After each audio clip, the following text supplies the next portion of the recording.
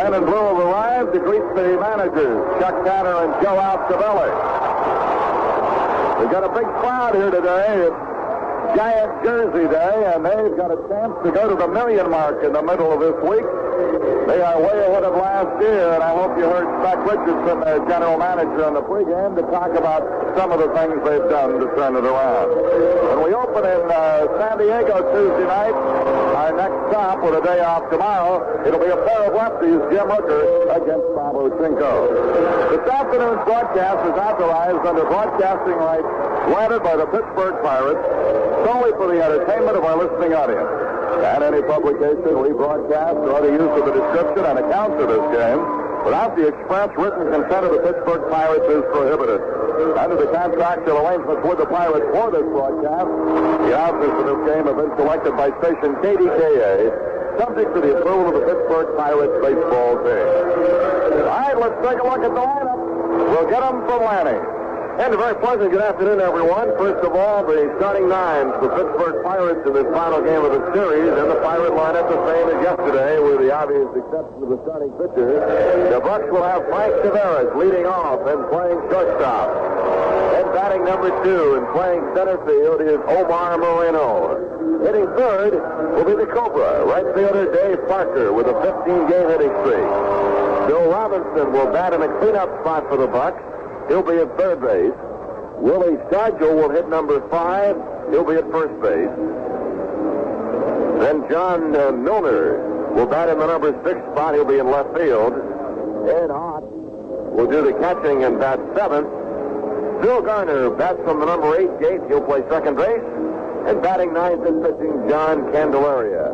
So again, for the Bucks, it's Tavares followed by Moreno and Parker. The middle third includes Robinson, Stargell, and Milner, and the bottom third, Ott, Garner, and Candelaria. Gone 8-9 on the year. He has not worked lately. His last outing was 10 days ago when he faced the same San Francisco Giants. We'll have the San Francisco starting lineup. Right now, let's give you the umpires. The Dutch Leonard will call balls and strikes. Lee Wire will be at first. Ed Montague at second, Harry Wendelstedt at third. We'll have the Giant lineup for you in just a second, but right now the fans are at attention for the singing and playing of our national anthem.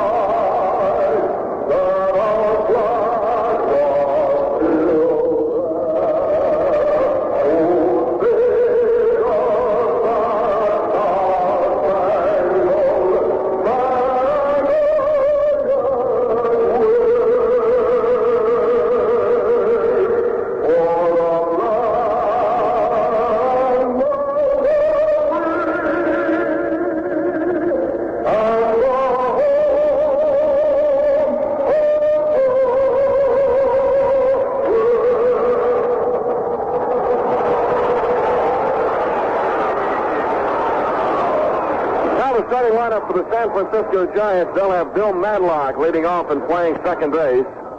Darrell Evans will bat from the number 2 spot. He'll be at third base. They've moved Evans up from the number 5 spot to the number 2 spot against the left-handed Candelaria. Jack Clark, with a 24-game hitting streak, will be batting third and playing right field. And Clark, of course, has a chance here this afternoon to set a new record in Giant history if he can get a base hit and make it 25 straight. Heidi Cruz will bat fourth for the Giants and play left field. They have Mike Ivey playing at first base, batting fifth, resting Willie McCovey. Larry Herndon will bat sixth and play center field with Johnny LeMaster, the San Francisco shortstop, batting seventh. Mark Hill will do the catching and bat eighth, and Jim Barr batting ninth and pitching.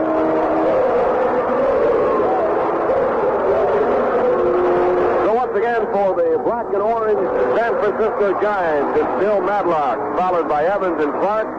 The middle third includes Cruz, Ivey, and Herndon. The bottom third, LeMaster, Hill, and Barr. Well, the Bucs are not going to get any help this afternoon from the Houston Astros. At last report, the Astros were trailing the Phillies by a score of 12-2 in the seventh inning at Veterans Stadium. Gary Maddox, a three-run homer for Philadelphia in the fifth, his eighth of the year. Richie Hebner had a three-run homer for the Phillies in the sixth, his 11th of the year. So Philadelphia leads 12-2 in the seventh inning against the Astros. Phillies are trying to make it 5 in a row on the winning side. The Astros, should they lose that ball game, it would be their seventh consecutive loss. Other games in the National League, the Atlanta Braves have a 2-0 lead over the New York Mets, playing in the eighth inning at Shea Stadium. Mets coming into that ball game with a 5-game hitting streak. The Cincinnati Reds have a 1-0 lead over the Montreal Expos in the fifth inning. Latest report on Pete Rose, we understand that Rose lined out to second base in the first inning in his first at bat. Rose, of course, trying to extend his hitting streak to 36 games. The Reds, they have won 7 of their last 9 as they try to catch the San Francisco Giants in the West. Later starts here in California, the Los Angeles Dodgers will entertain the St. Louis Cardinals, and boy, Reggie Smith has been swinging a hot bat for the Dodgers. Chicago will be at San Diego. So that's how things look in the National League as we get set for this afternoon's ball game. Jim Barr against Frank Tavares, ready to go. Here's Milo. All right, as Tavares steps in, he's 2 for 9 in this series. And in the season so far, Frankie's hitting .281. Leads the club in hits with 105. But a couple of stolen bases yesterday. Gives him 26 for the year. And as Barr prepares to work, he reads the sign, winding the first pitch of this game. A strike is called above the knees on the inside corner. Moreno will be next, then it'll be Parker. Ivey's playing first today. Madlock second. Shortstop LeMaster his first out of the series. The breaking ball goes down and away, and it's 1-1. Darrell Evans playing third. They get Eddie Cruz in left today. Herndon in center and Clark in right. Mark Hill catching. Here's the pitch. Too tight on the hands. He started after it, laid off, and it's 2 balls and 1 strike. Tavares against the Giants, a 244 hitter this year. Barr ready, right-hander kicks and he fires. A high bouncer over the mound. Shortstop out behind second. Fires onto Ivey. Tavares is out, 1 away. LeMaster to Ivey, short to first. 1 up and 1 down, and it'll bring up center fielder Omar Moreno. Omar comes in hitting .221, leads the club in runs scored and in stolen bases. And leads the league in that department, of course, with 42. In this series, Omar's 1 for 7 and driven in a run. He drove in a winning run Friday night when Bibby shut out the Giants. Left-hand batting center fielder against the right-hander Barr. Here's the pitch. That splits that plate in 2 at the knees for a strike. It's 0-1. Parker has moved on deck. Game just underway. Barr delivering. Outside. Started the breaking ball way out, hoping to come in over the corner, but it didn't break enough for him, and the count is even at 1-1. Here's the pitch. Off speed, fouled up to the left side. The Bucs have manhandled Jim Barr in the first 2 times they faced him this year.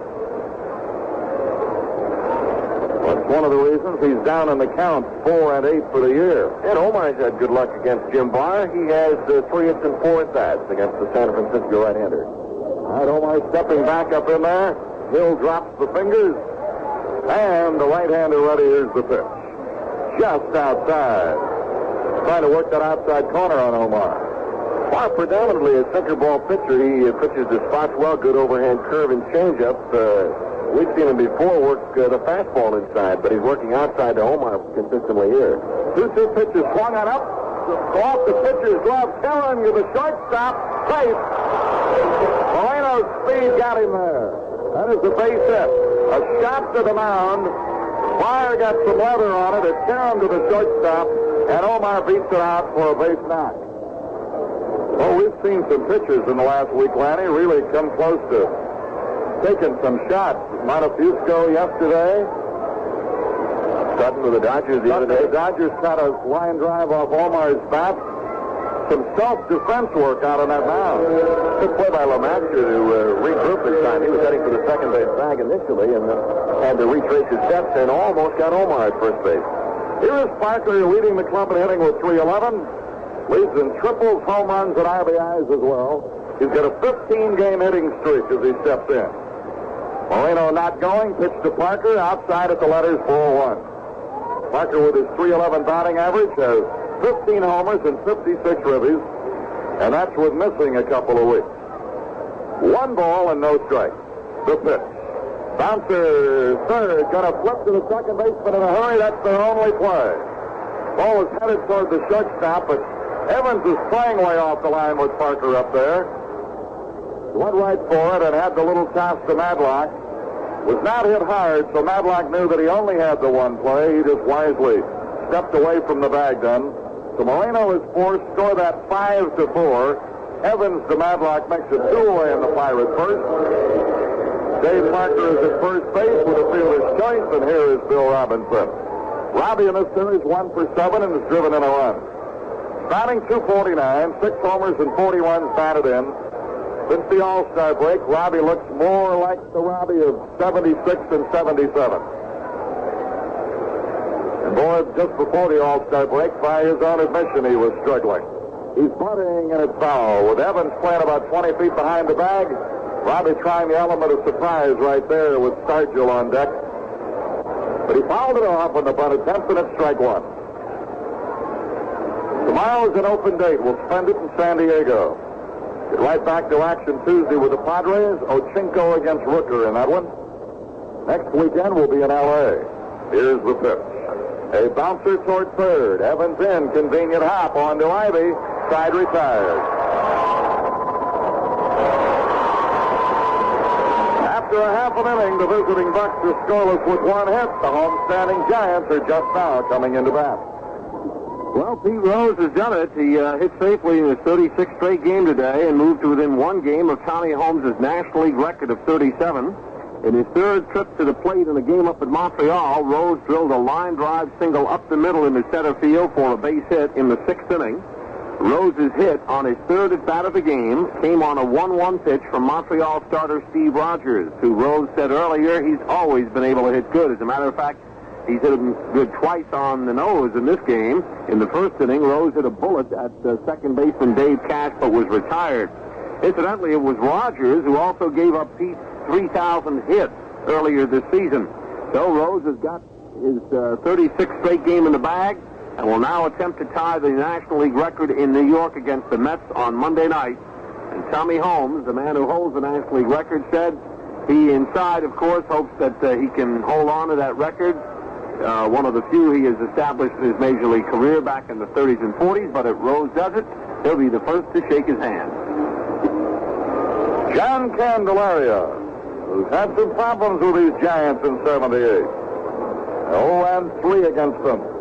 Has missed his most recent turn because of the tendonitis in the left elbow that he developed the last time he pitched against these Giants right after the All-Star break. So he'd like to turn it around for himself and get us out of here with a rubber game of the series. And he's warming it up right now to ready out. Willie Stargill's at first, Bill Geiner at second again. They're giving Bennett a couple days, and with the day off tomorrow, then maybe he'll be ready to perform at San Diego.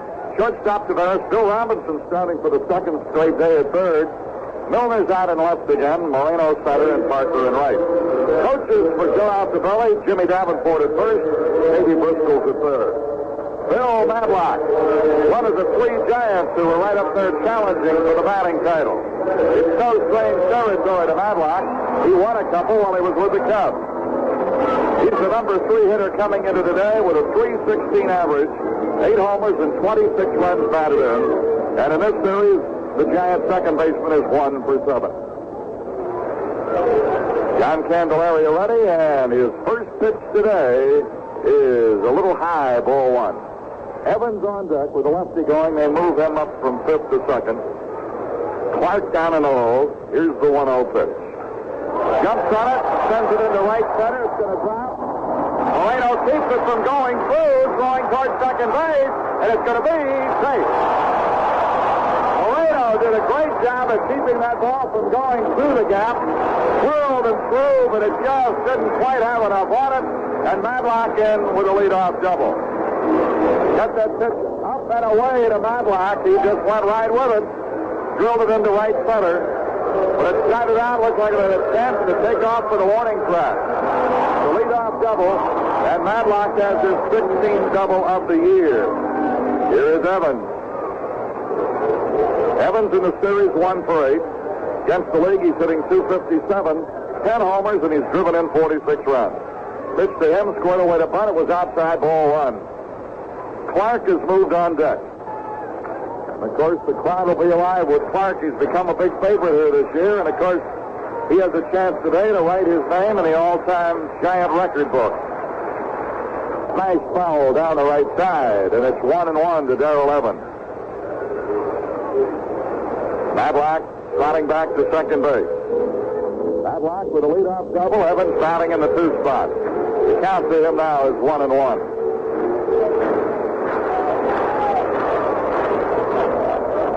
Left-hand pitcher to the left-hand batter. And a bouncer first. Stargell going to come over. He just takes a look over to third base as he knew the runner was going over there. And so Evans does his job, gets the bouncer on the right side. Now a runner at third with 1 out for a fly ball can get the Giants an early lead. And here is Jack Clark, 2 for 6 in the series.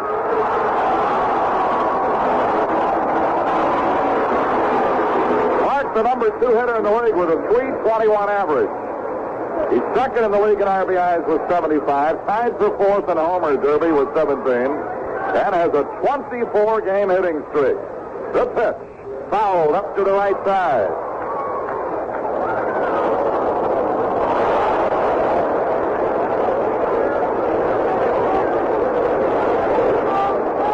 Madlock third, 1 out. Jack Clark, right-hand batter, who's having a great year for the Giants, and the pitch to him, swung on and lined into right center, base hit.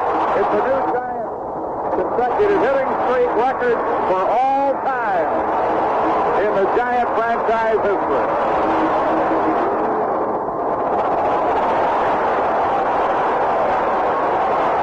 He's getting a standing ovation.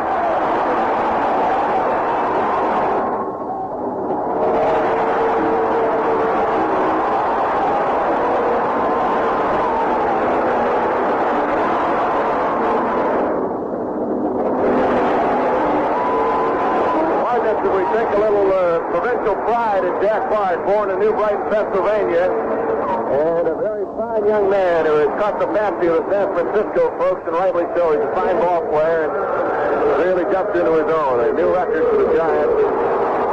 Deserves to get the standing ovation. Pitch to Cruz, low inside the ball. So Clark, hitting in his 25th straight game, new Giant record for consecutive hitting in straight games, and boy, I'll tell you, when you are hot, and he is really doing a job in every department, and he's an improved outfielder along with it. Cruz fouls one off down the left side, 1-1. Cruz batting in the 4th spot today and playing left field. He's hitting .247, 5 homers and 21 runs batted in. This is his first at-bat of the series. He was announced as a pinch hitter yesterday, and we changed pitchers, and they changed pinch hitters. Cruz, right-hand batter. Here's the pitch.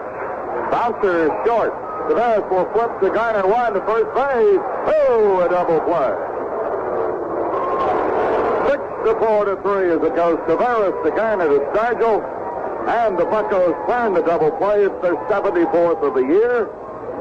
But the Giants get on the board with 1 run. On a couple of hits, Clark drove in Madlock. There weren't any errors and nobody left. We played an inning. Giants 1, Pirates nothing. Well, final in the National League, the Phillies buried the Houston Astros 13-2 today. Gary Maddox and Richie Hebner belted 3-run homers, and Jerry Martin delivered a solo blast. And Greg Luzinski and Ted Sizemore each had a couple of doubles, as Steve Carlton finally won his 200th career victory. In handing the Astros their 7th straight loss, Carlton won for the first time since June the 22nd. The big lefty, who had 6 previous attempts at number 200, is now 9-9 for the season, and his overall career record now reads 200 victories, 145 losses lifetime. In the 8th inning, Atlanta leads the New York Mets at Shea 2-0. Cincinnati 1, Montreal 0. They're playing in the 6th inning. Seaver against Rogers, and Rose has extended his hitting streak to 36 games in that one. St. Louis at Los Angeles, Chicago at San Diego are also just underway. And, of course, our game coming your way from Candlestick Park. In the American League, Oakland has defeated Toronto in the first American final 5-3. Well, as the Bucks drop behind in the opening inning here, they can take a look at the scoreboard and know that they've got to get back and try to win this game and series, because the Phillies have already punished the Houston Astros. Final score was Philadelphia 13, Houston 2. The Phillies got home runs from Gary Maddox, Richie Hebner, and Jerry Martin. Steve Carlton was the winner. His record 9-9. And Tom Dixon was the loser for the Astros. Jack Clark, I think, forgot to take his sunglasses. Now he's got them. Trotting back out to right field. We've got Stargell, Milner, and Ott, all left-hand batters, to face the right-hander Jim Barr as we go to the 2nd inning. Stargell hitting .294, 14 homers, 46 runs batted in. He's 1 for 4 in this series. Against the Giants, they've kept the captain down this year. He's batting only .174 against them. Here's the pitch from Barr. High outside. Jim Barr working with a 1-run lead as he pitches in the 2nd, and the pitch to Stargell, smashed foul by Al Monchek, first base coach. Count is even at 1-1.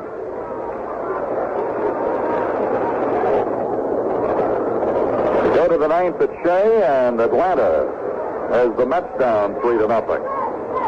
At the ball, McWilliams, who pitched a good game for them the other day, has the lead in that one over Kuzman. If they lose that game, the Mets, that is, Kuzman would drop to 3-11. There's a foul back here to the left side. I tell you one thing, Kuzman doesn't pitch like a 3-11 pitcher against us. Last time we saw him. Just can't believe that he's 8 under if he loses. Swing and a miss. Stargell goes down swinging the strikes to 2nd. Barr with that good sinker just kept going down to the captain, and he's a strikeout victim, and it's 1 away. And here comes John Milner. Milner 1 for 3 yesterday, scored both of our runs. Really did a good piece of base running on 2 occasions yesterday and helped us get in front 2-1. The lead did not hold up, but Milner contributed again. Last month he has played some good steady baseball. Here's a strike. Milner batting .320. 3 homers and 20 runs batted in. Hasn't played that much against the Giants. He's 4 for 12 against them. Just stayed a bit outside that time, and it is 1-1. Ed Ott will be next. Nobody on, 1 down. Jim Barr working quickly. Here's the pitch. Strike called. Outside corner above the knees. And it's 1-2 to Milner. Moreno got a hit in the first inning. Giants got a couple in the first. Clark with a single drove in a doubling Madlock, and they lead 1-0. Smashed on the ground to the first base, but Ivy kept it from going by. Runs to the bag and got it. Good play by Ivy. The momentum took him across that first base line. That ball gets by him. That's a double. Show you how big a play that was by Ivy, who's standing here today as they give McCovey a rest.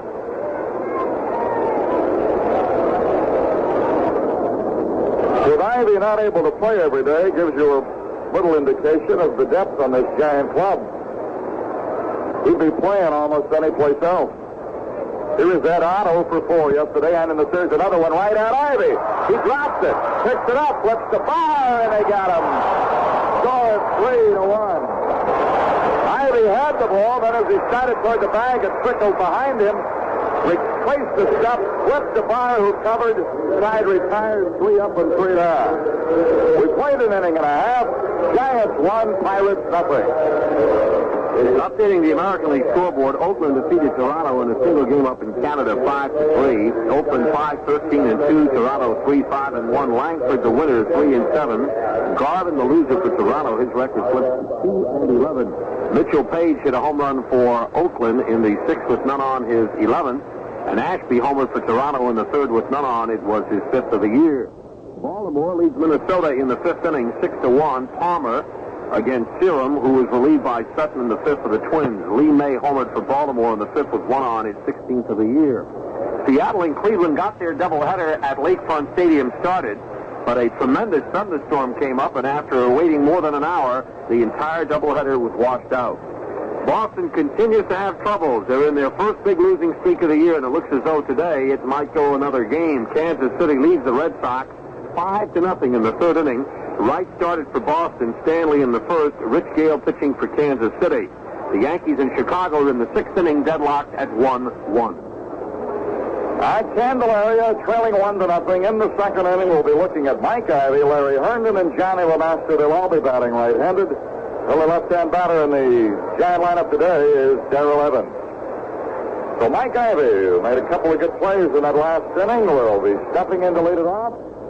Ivey will do so with a .326 batting average, 6 home runs, and 34 runs batted in, and has done a tremendous job for them as a pinch hitter when called upon to do so.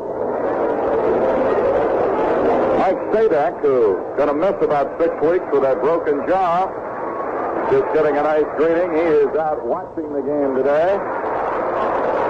Mike Ivey's been up once in the series, and he walked.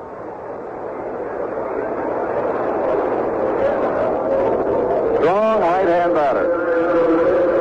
Last time he looked at Candelaria, he hit a home run off of him.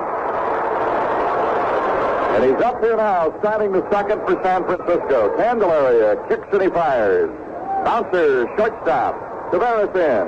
Throws on to Stargell, had to come off the bag and tag Ivey. 1 away. Ball seemed to sail on the home plate side of first, but Stargell, with that great wealth of experience down there, knew where it was coming. He didn't try to stretch and stay there. He came right off the bag, tagged Ivey as he went by, and it's 1 away. Center fielder Larry Herndon, who's had a good series, 4 for 8. And Herndon's got his batting average up to .298 now. 1 homer, 30 ribbies. And he's their leading batter against us to the tune of .378. Here's the pitch. Swinging, popped it, shallow right. Garner pointing that it's the outfielder's play. Parker came on over and made the catch, and it's 2 down. So 2 pitches and 2 outs. Shortstop Johnny LeMaster. They started Metzger in the first 2 games of this series.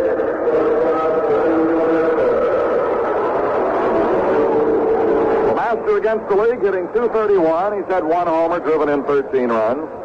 Leans way out over the plate. A bouncer by the third base bag. Kicks off of our bullpen bench. And Milner's throw will come to the third baseman as the shortstop doubles with 2 outs. Candelaria's thrown only 3 pitches in the inning. First 2 were out. The next one was a double, just inside the third base bag. They have 3 hits. 2 of them are doubles. Brings up the catcher, Mark Hill. So all 3 of the hitters came right to the batter's box and jumped on the first pitch on Candelaria. As Hill steps in, he has a .239 batting average, 2 homers and 23 runs batted in. Was 2 for 4 in the Friday night game. And the pitch to him is a breaking pitch in too tight above the knees, ball 1. Hill has had a great July. And now with Camargo taking 1 on the meat hand yesterday, Hill's going to really see some duty behind that plate. There is a strike called, and it's 1-1. They got a good crowd here today for their Jersey Day. They're expecting a big house on Tuesday for the Cardinals because Vida Blue is going to pitch. Off-speed breaking pitch in there, and it's 1-2 to Hill. The pitcher Barr due up next.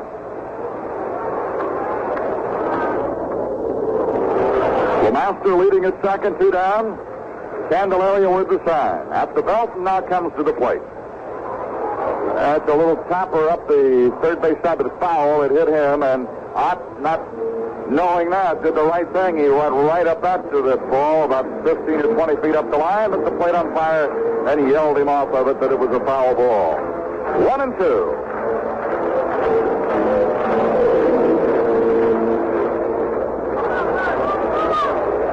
Mark Hill in July hitting .339. There's a strike on an off-speed breaking pitch, and he took it for strike 3 call.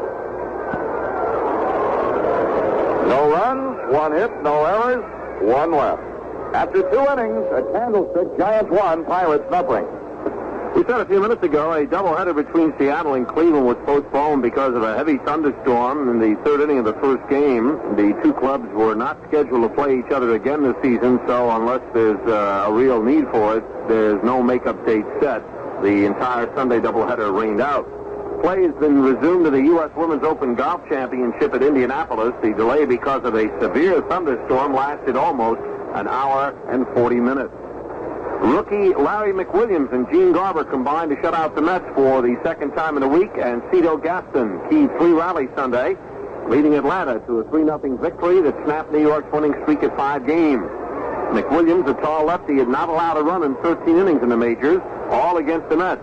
He was relieved with none out and Steve Henderson on second in the 7th.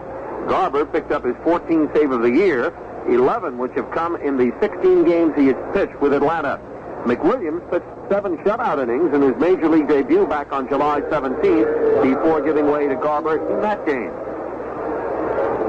Well, the National League pennant race, especially in the East, will heat up a couple of weekends from now at Three Rivers when the Phillies come to Pittsburgh for a 5-game series against our Battle and Bucks. The arch-rival Bucks and Phillies meet Friday night, August the 4th, in a twilight doubleheader at 6. Saturday, August 5th, is a senior citizens discount game at 2:15. And Sunday, 2 weeks today, on the 6th of August, another doubleheader at 1:05. 5 exciting games in 3 days at Three Rivers. So you get your tickets while we're on this trip at Gate A, Three Rivers Stadium, G.C. Murphy's downtown Pittsburgh, and 72 selected Murphy Store and Murphy Mart locations. Call the Pirate Ticket Office at 323-1150 tomorrow. They'll give you full details on the big Philadelphia series, the first weekend in August at Three Rivers. Garner leads off the third and smashes it to the hole. Great stop by LeMaster. Turns and throws.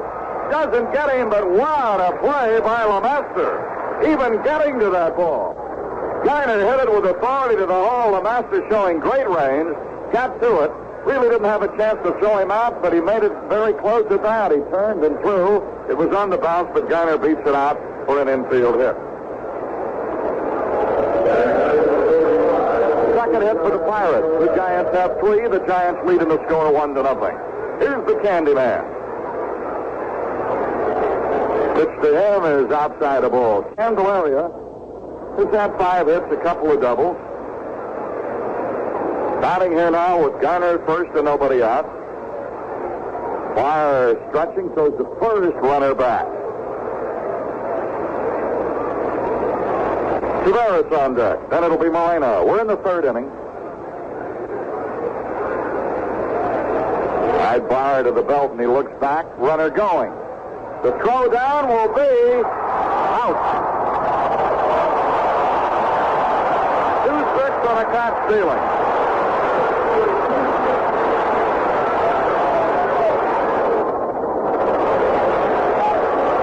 Hill. He throws some rainbows, but he gets rid of it in such good fashion. 2 previous appearances, we had good luck against Barr. We swiped 5 bases off this right-hander, but not today. There is a strike called outside corner at the knees. 2-1.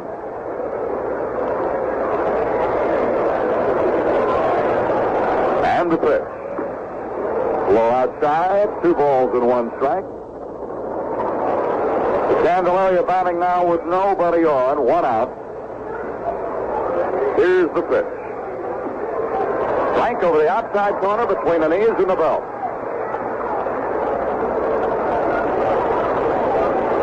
Candelaria waiting, and Barr, the right-hander, brings it to him. He shoots one out behind second, but LeMaster with great range again throws him out.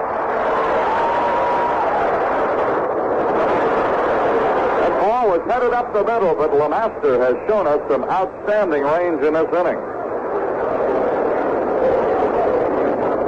One of the reasons they were very happy with the acquisition of Roger Metzger from the Astros, they felt that with Metzger coming to the ball club, that Metzger and LeMaster would help each other. The competition there, making LeMaster play that much harder, and also at times giving Metzger a chance to play and taking some of the pressure off LeMaster. All right, Tavares batting with nobody on in front of him and 2 down.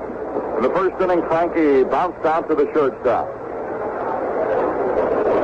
Wire ready to work and brings it on an off-speed pitch for an opener. Floats a little high inside, ball 1. Garner started the inning with a hit, was caught stealing. Candlestick out short to first. Swing and a miss by Tavares. And the count is even at a ball and a strike. Moreno would be next. Top of the third at Candlestick. We bid adieu to this team and this park for another year after this one.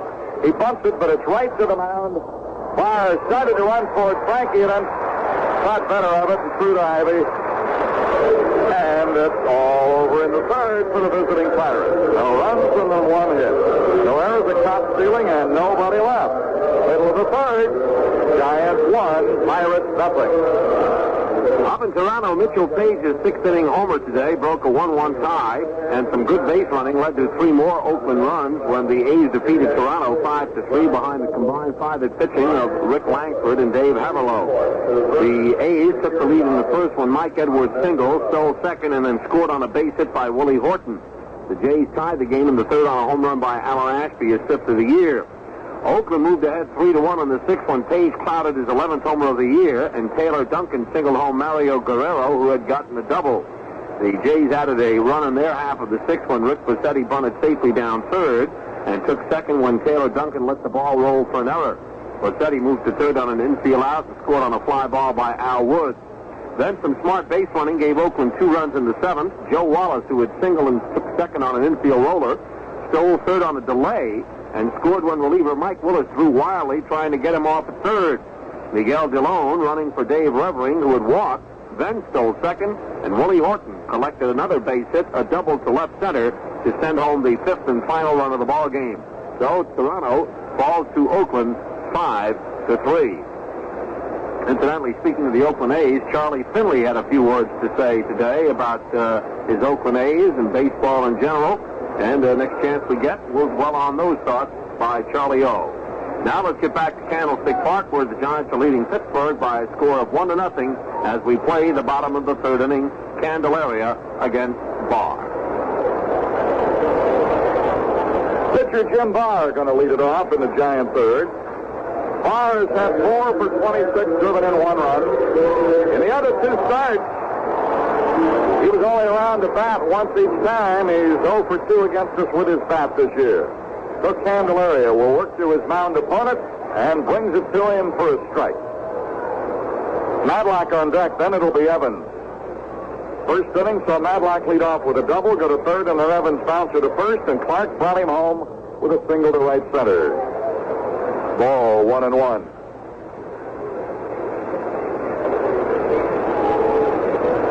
Barr stands way up in front in the batter's box, and the pitch from the Candyman sends a looping foul ball down the right side. Candelaria's gotten some pitches up and away. Madlock and Clark both got hits off of him, and right there Barr was bidding for one, the pitch that was up and away. Now it's 1-2. Giants are going to go over the million mark this week. Here's the pitch. There's a high fly ball, easy. Center fielder Moreno was playing him shallow, moved in about a step, and it's 1 away. That'll bring up Madlock. Madlock started their first inning with a double and scored what right now is the only run of the game. Giants about hit the Bucks 3-2. There haven't been any errors in the early going.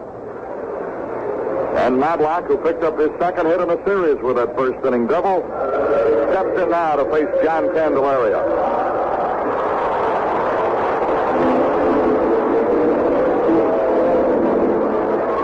Left-hander delivers to him, and it curls it right around his hands for a called strike.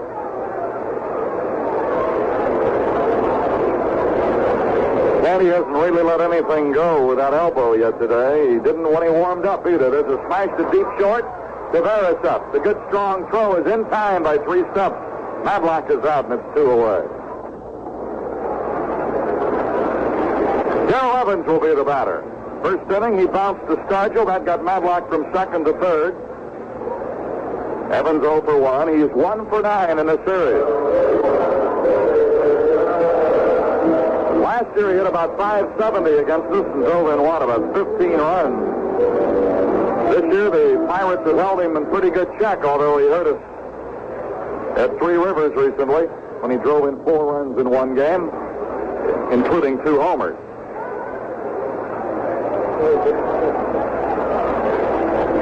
Pete Rose got a base hit in the 6th inning to stretch his hitting streak to 36 in a row.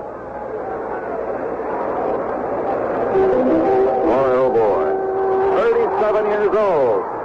Rose putting his longest string together. Pitch to Evans. High ball. Some of those who like to look forward that much say that if he were to keep going, he could break DiMaggio's record at Three Rivers. There's a fly ball out into right center. It's going to hang up a long time, and Parker is there. And it's 3 up and 3 down in the Giant third. We played through 3 innings of the finale of this series. It's the Giants 1 and the Pirates nothing. Well, in a wide-ranging press conference in which he discussed everything from his 14-year-old vice president to the use of orange baseballs, Oakland A's owner Charlie Finley said today that he has no intention of selling his ball club, although he would consider moving the team out of the Bay Area. Finley said, "My team is not for sale today, and it won't be for sale at the end of the season either." Despite all the money Mr. Davis, the Denver millionaire Marvin Davis, has, he doesn't have enough money to buy the Oakland A's. Finley went on to explain that he put the club up for sale last winter because he was depressed when he had to undergo open-heart surgery. Finley said, "The only thing that will drive me out of baseball now would be financial reasons." Finley stated that he would like to move the team out of the Bay Area, but that has not actively been pursuing that movement for the present time. He said, "I've been very disappointed financially in Oakland. Despite the fact we've won 5 divisional titles and 3 world championships, we have never drawn over 1 million fans in Oakland, special ticket sales accepting." Now, once again, let's get back to Marlo Hamilton. Getting ready to go to the 4th with this look at the total board after 3. Giants 1-3-0. RBI Clark, pitcher Barr. Pirates shut out so far on 2 hits, no errors, pitcher Candelaria. And as we go to the 4th inning, Omar Moreno coming back around behind the plate umpire now to step in. He has 1 of our 2 hits. As he bats, Lanny will tell you about it. Omar with an infield single of the 1st inning. He did very well against Jim Bye this year, leading off the 4th inning. Left-handed batter, Bucko center fielder. As the Giants have this 1-0 4th inning lead. Bye's pitch is outside, ball 1. Moreno would be followed by Dave Parker, then Bill Robinson.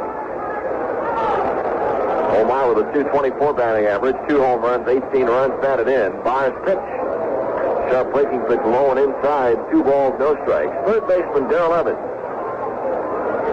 Up a couple of steps in front of the baseline on the left side. Rest of the infield is back. The outfield shading Omar to the opposite side. 2-0 pitch, swung on and fouled away. Those 2 balls and strikes.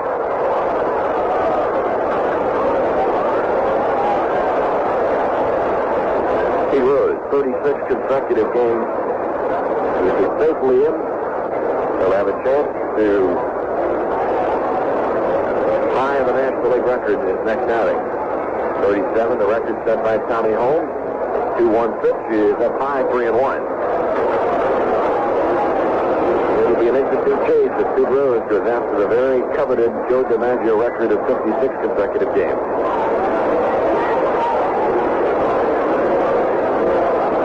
Three balls and a strike on Moreno. Here is Barr's pitch, and it's up high, ball 4. First walk of the ball game is issued by Barr to Moreno. Omar is on for the 2nd time. He leads off the 4th with a base on balls. Batter right fielder Dave Parker. Parker batting .310 on the year. He's 0 for 1 in this ball game. Parker Parker batting .310 on the year. He bounced into a fourth play in the first inning. Giants won and the Bucks nothing in the top of the fourth inning. Giant infield sets itself at double play depth. Shortstop LeMaster shading a couple of steps towards the second base bag. Third baseman Evans way off the line on the left side. Pitch out, runner not going, ball one. Jim Barr earlier this year was ejected from a ball game in the first inning when he disputed a block call.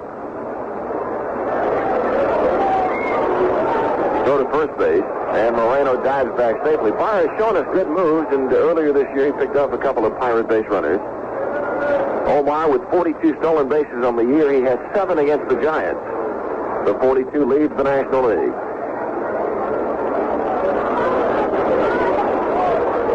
Go to first base, and Moreno diving back safely.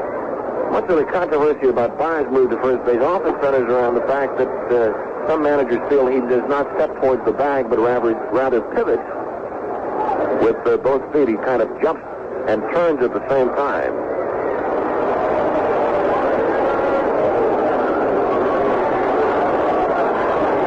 And unless he steps off the rubber, that first step has got to be with the front foot towards first base. There's a throw to first base again. Omar back safely. Ivy made the slick tag, but Omar got back in time. Bucks have had 3 base runners in the ball game. Moreno was on in the first inning, but then was erased on a fielder's choice. Garner with an infield single in the third, but Scraps was caught stealing. Now Omar is on, leading off the fourth. Parker batting, nobody out.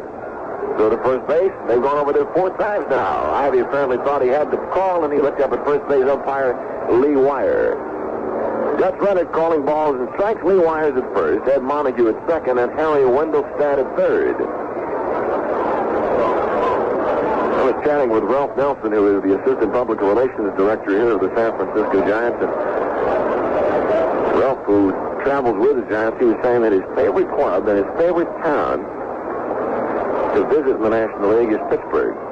And he has a lot of good friends in Pittsburgh and just enjoys the city immensely. 1-0 pitch, a bounce to right side, gloved by Ivy. He'll step on first base for the out. Omar gets into second, and Ivy comes up with another fine play.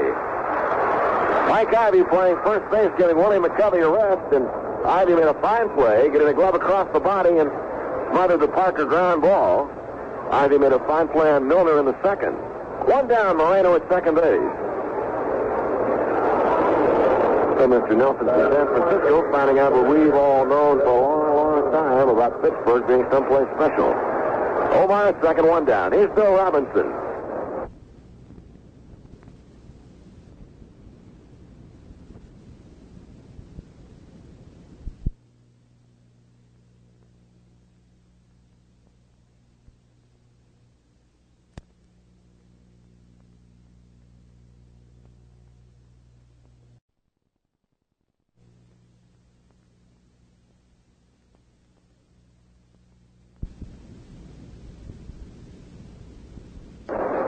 Bucko cleanup hitter 0 for 1. He bounced the third in the first inning. Still batting .248 on the year. Swings on the first pitch and lofts it into right center field. Herndon coming a long way. Camps under it, and the Giant center fielder makes the grab. 2-way. Moreno remains at second base. Giants are leading 1-0 in the top of the fourth inning. San Francisco got the run. In the bottom of the first, they got a leadoff double from Bill Madlock, and then Madlock scored that opening run on a single by Jack Clark. Clark extended his hitting streak to 25 games with that first inning single. Omar at second base, 2 down. Here's first baseman Willie Stargell. Time called. Mark Hill going to the mound. Darrell Evans, the third baseman, coming in with Stargell batting first base open, Milner on deck. Willie is 0 for 1, struck out on a breaking pitch in the second. That being the only strikeout for Barr thus far.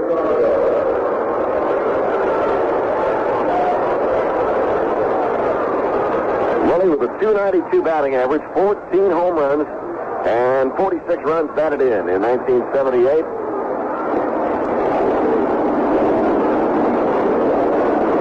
Here's the stretch by the right-hander by turning, throwing to second base. Shortstop taking the throw, but Omar got back safely. Willie with 849 career extra base hits. That is good for third place on the Pirate all-time extra base list. Paul Wainert is at 850, and Horace Wagner at 869. It's the Stargell driven to right center field. Turned it over, and in a step or two makes the grab. Ball got up in the air, and it died in right center field. Herndon hauls in the Stargell drive. The Bucks in the fourth. No runs, no hits. A walk and 1 man left. After 3.5 innings of play, it's San Francisco 1, and our Buccos nothing. At Detroit, Jason Thompson raced home from third base on a pass ball by catcher Brian Downing to cap a 3-run ninth-inning rally. That gave Detroit a 4-3 win over California in the first of a doubleheader. With the count 2-0 on Alan Trammell, Dyer Miller replaced losing pitcher Dave LaRoche, and Miller's first pitch was misplayed by Downing. Thompson ran home for the plate and had to scramble over Miller to score, as Downing's return throw to Miller was wild and off the mark. Lou Whitaker had opened the ninth with a double, and Rusty Staub walked. LaRoche replaced starter Don Ossie and gave up a run-scoring single to Thompson, with pinch runner Steve Dillard moving to second. After Steve Kemp and pinch hitter Lance Parrish struck out, pinch hitter John Wakafuss walked to load the bases, and Aurelio Rodriguez walked to force in the tying run. Miller then came in off the count 2-0 on Trammell. Tigers starter Dave Rosemont gave up singles to Carney Lansford and Lyman Bostock and walked Ron Jackson to load the bases with nobody out in the eighth. Don Baylor forced Lansford at the plate, but Joe Rudy ripped the double inches inside the left field line to give the Angels a 3-1 lead. Lansford and Bostock single in the sixth, and Jackson delivered the first California one with a sacrifice fly. Steve Fokal at 2-4 worked the final 1 2/3 innings and picked up the victory. Now let's get back to Candlestick Park with the score: the Giants 1, Pittsburgh nothing. Came out of the Style Academy in New York. That's the Catholic Christian Brothers School down on 2nd Street and 2nd Avenue. And John Candelaria almost went to the University of Utah on a basketball scholarship. As a matter of fact, Candelaria signed a letter of intent to go to the University of Utah, but then decided and signed a baseball contract with the Bucks. Jack Clark, RBI single in the first inning, accounting for the only run of this ball game thus far. Bottom of the fourth, pitch to Clark, swung on, and curveball laced foul outside of third. Clark batting in the number 3 spot for San Francisco. He has a .323 batting average and has now hit safely in 25 straight games. That is a new Giant record. Here's the one-strike pitch. Sails outside 1-1. The old record had been held by Freddie Lindstrom in 1930, Don Mueller in 1955, and Willie McCovey evened the mark in 1963. But that's been erased, and a new mark has been established by Jack Clark. Outside, 2 balls and a strike. Candelaria in the first 3 innings has allowed 3 hits, 1 strikeout, no walks.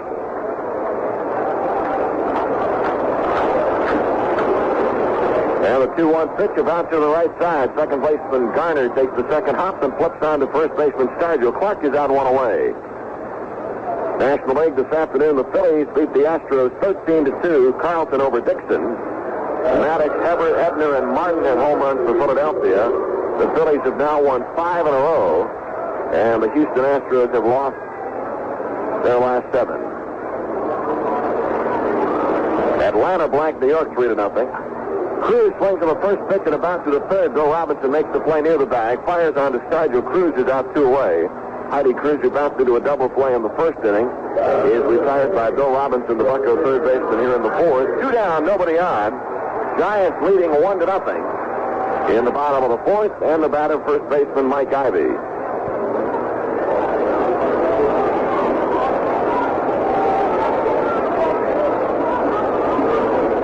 Ivy batting .324, right-handed hitter, takes a strike. That 3-0 Atlanta victory over New York. Larry McWilliams was the winner, and Gene Garber picked up the save. That combination of McWilliams and Garber picking up their second combined shutout. Pitch to Ivy is outside 1-1. McWilliams now 2-0. Garber with 14 saves on the year, 11 since joining the Atlanta Braves. Here's the 1-1 pitch. Swung on and missed. Good Candelaria fastball there. It's 1-2. And Jerry Kuzman was the New York loser. His record 3-11. Mets have their 5-game win streak snapped. Here it's 1-0 San Francisco. Pitch to Ivy, swung out and missed. A good tailing fastball by the Candyman, and John gets his second strikeout.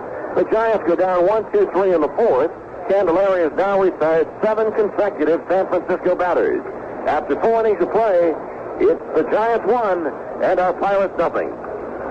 Well, the New York Yankees kept on rolling in their modest attempt to get back into the pennant race in the American League East today. The Yankees have been picking up a couple of games here and there. They were 14 out when the week started, and now have a chance to move to within 10 games of Boston if the Red Sox lose their game to Kansas City today, and they're losing that one 5-0. The Yankees won their 5th in a row today at Chicago.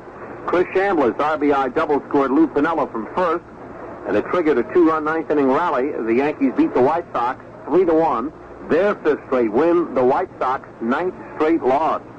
The game marked the end of Reggie Jackson's 5-day suspension, but the Yankee slugger never entered the game. With 1 out in the 9th, Piniella singled to center, and Chambliss doubled down the left field line. Chambliss took third on the throw home and scored on Greg Nettles' suicide squeeze bunt. Ed Figueroa, with relief help from Rhys Gossage in the 9th inning, faced 7 hits over 8 innings of work to boost his record to 9-7. Chicago starter Ken Kravik at 7-8 went all the way and took the loss. Other games in the National League this afternoon. Cincinnati leads Montreal 4-3 in the 7th inning. Dan Driessen homers for the Reds in the 6th with 2 on his 12th of the year. Pete Rose has now hit safely in 36 straight games as he picked up a base hit in the 6th inning against Montreal. John Milner leads off the 5th. Bucks are on the short end of a 1-0 ball game against Jim Barr, and Milner takes the first pitch outside, ball 1. Milner retired on a fine play by Mike Ivy in the 2nd. Left-hand hitting left fielder of the Bucks is batting .318 on the year. Pitch is swung on and about up the first base side. Ivy makes the play outside the bag, and so the count is 1 ball and 1 strike.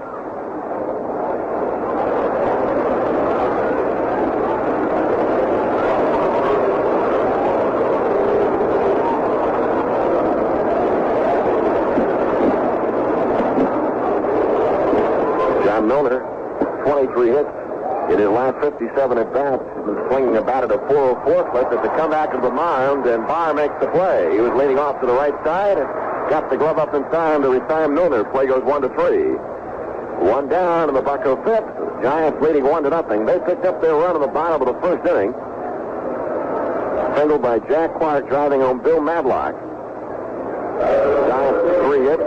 Madlock, Clark, and LeMaster. Pirates with 2 hits. Moreno and Garner have them. Here's Ed Ott. It is 0 for 1. Bounced out to Ivy in the 2nd. Takes the first pitch, ball 1. Ed was saying before the ball game he's pleased with the way he's swinging the bat. He's unfortunately been hitting shots right at people. Here's the 1-0 pitch. And a strike is 1-1. Pirates catcher batting .233. 5 home runs, 19 runs batted in. Phil Garner on deck. Here's the 1-1 pitch. Swung on and fouled back over the screen. 1 ball and 2 strikes. Pirates have won 7 of their last 10. Been on the winning side, of course, since the All-Star break, playing extremely well, and on this California trip thus far, 1-1. Flanking the Giants Friday night 3-0. Ott swings and pops a fly ball into right center field. Center fielder Herndon over, and he'll make the grab. Ed Ott is out, 2 away in the 5th inning. A couple of other games this afternoon here in California. The Cardinals and Dodgers at Dodger Stadium. Pete Vukovich against Don Sutton. The Cubs leading the Padres 2-1 in the 3rd. Dennis Lamp leading Randy Jones. Scoring the International League, the Columbus Clippers leading the Pawtucket Red Sox 7-4 in the 6th inning. Dorian Boyland had a 2-run homer for the Clippers. Man aboard his 8th of the year. Odell Jones was the starting pitcher for Columbus. Garner, first pitch, bunts it foul. Trying to bunt his way on. Scraps with an infield single in the 3rd. Now with a .248 batting average. And stands in with nobody on, 2 down. 5th inning, Giants leading 1-0.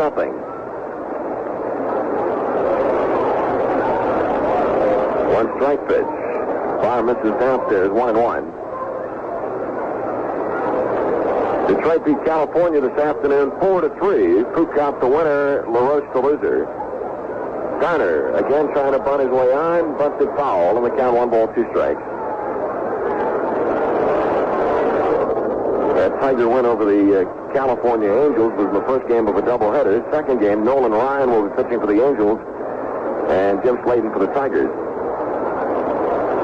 The Yankees beat the White Sox this afternoon 3-1. Figueroa the winner, relief help from Rich Gossage. Ken Kravik suffered the loss for the White Sox. Here's the 1-2 pitch to Garner. Bunts at third base side and in rows foul. Evans will pick it up in foul territory. He's got Renner to struck out the strikeout. It is the second strikeout for Barr. Garner determined to try to bunt his way on. And bunts it foul on the third strike to retire the Bucks in the 5th inning. Pirates go down 1-2-3.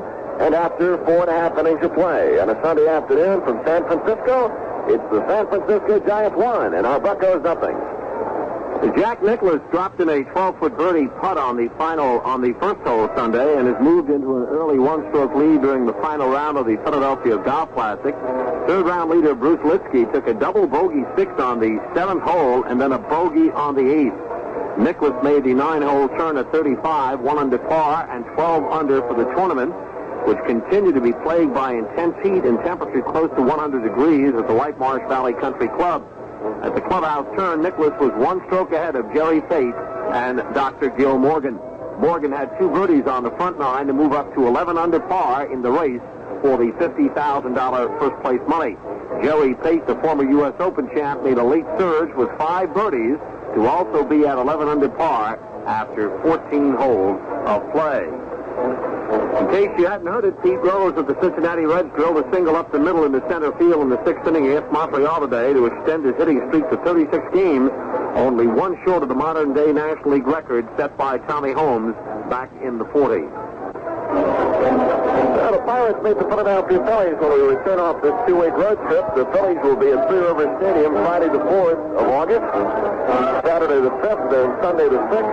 Friday's encounter with the Phillies will be a twilight doubleheader that starts at 6 o'clock. Then Saturday's ball game will be a senior citizens discount 2:15 game in Philadelphia. And Sunday, an exciting doubleheader at 1:05. For information to see the Bucks and the Phillies, we invite you to call the Pirates ticket office at your convenience at 323-1150. That's the Bucko hotline for your ticket information. Bottom of the 5th. Herndon leading off against John Candelaria. First pitch low and inside, ball 1. Herndon flying to right field on the 2nd. Candelaria had pitched well here this afternoon, but right now on the short end of a 1-0 Giant lead. Down below 2 balls and a strike. Candelaria has retired the last 7 San Francisco hitters.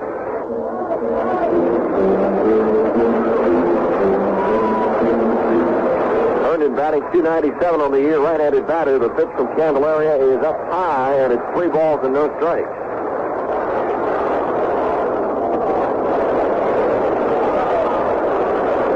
LeMaster's on deck. Here's Candy's 3-0 pitch, and that's in for a strike, and Dutch Renner yells out the call.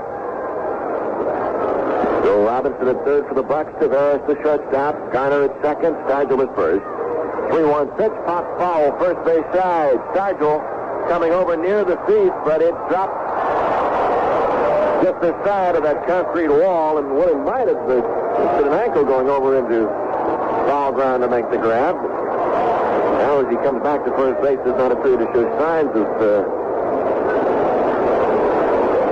an ankle problem, but it did appear as if he twisted an ankle he'd gone over. 3 balls and 2 strikes on Herndon.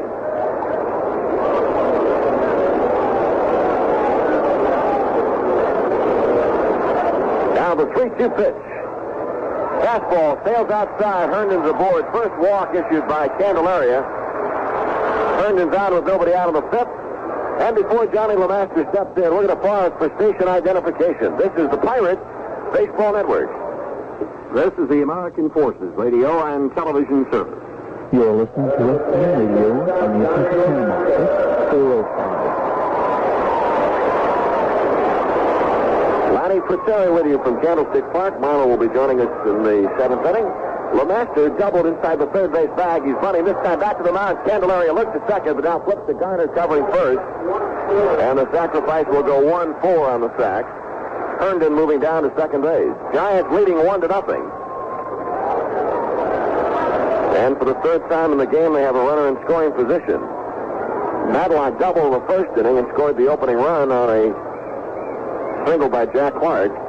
In the second inning, after LeMaster's double, Mark Hill looked at a called third strike. And now Hill steps in with Herndon at second base and 1 out.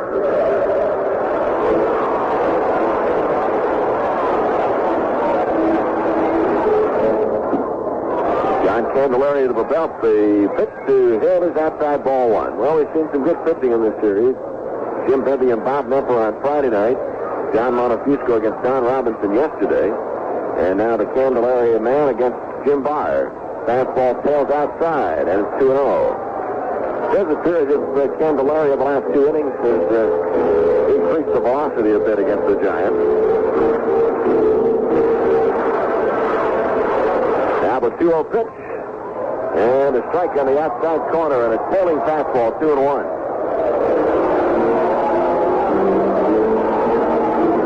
John Candelaria, 2 straight years he was honored as the Sportsman of the Year in Puerto Rico.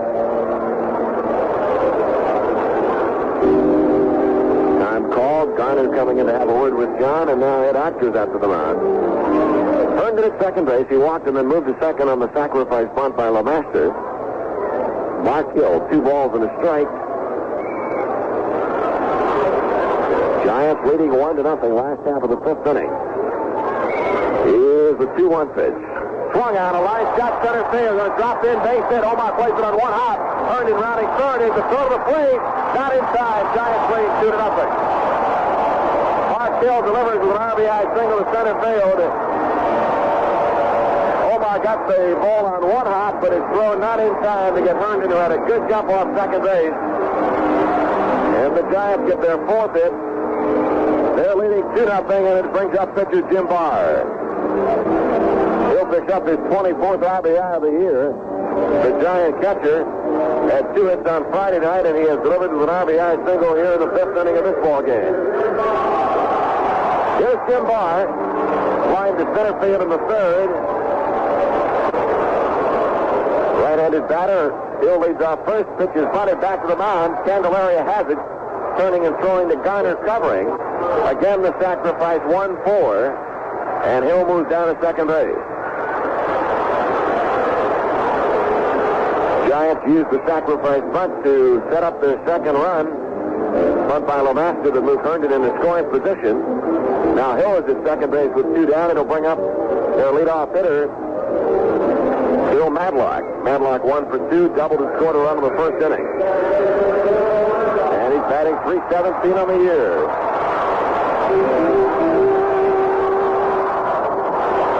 Giant power plug. Their second baseman, Bill Madlock. Last year, Madlock set a San Francisco club record for grounding into 25 double plays. Swing and a shot left center field. It is going to drop in, base hit. Hill will score, and the Giants now lead 3-0. Bill Madlock gets his second hit of the game.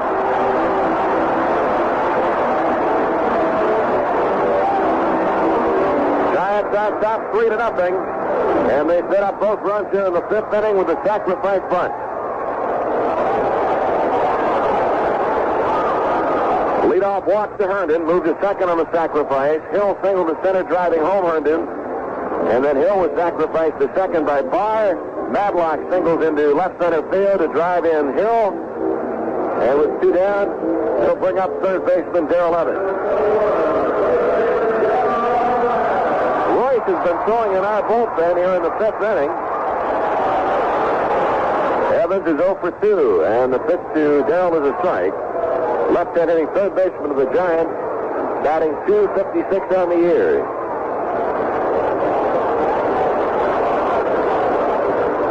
San Francisco leading 3-0 5th inning. Fastball inside. Evans misfires as he went after the pitch. And it's no ball, 2 strikes.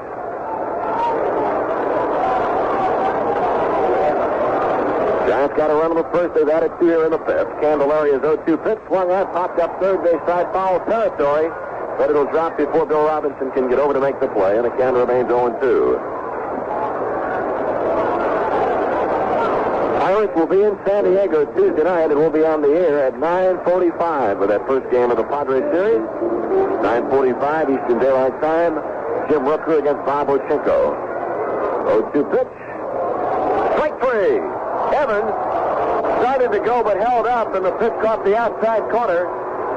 Candelaria gets his third strikeout. Evans not happy with the call. It was a delayed call by Dutch Ryan, the home plate umpire, and the Giants are gone on the fifth. They get 2 runs on 2 hits and leave a runner aboard.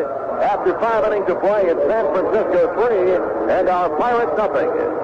Updating the American League scores, Oakland defeated Toronto 5-3. Baltimore leads Minnesota playing the 7th inning out in the Twin Cities 6-4. Seattle at Cleveland, a doubleheader was postponed because of a heavy thunderstorm in the Cleveland area.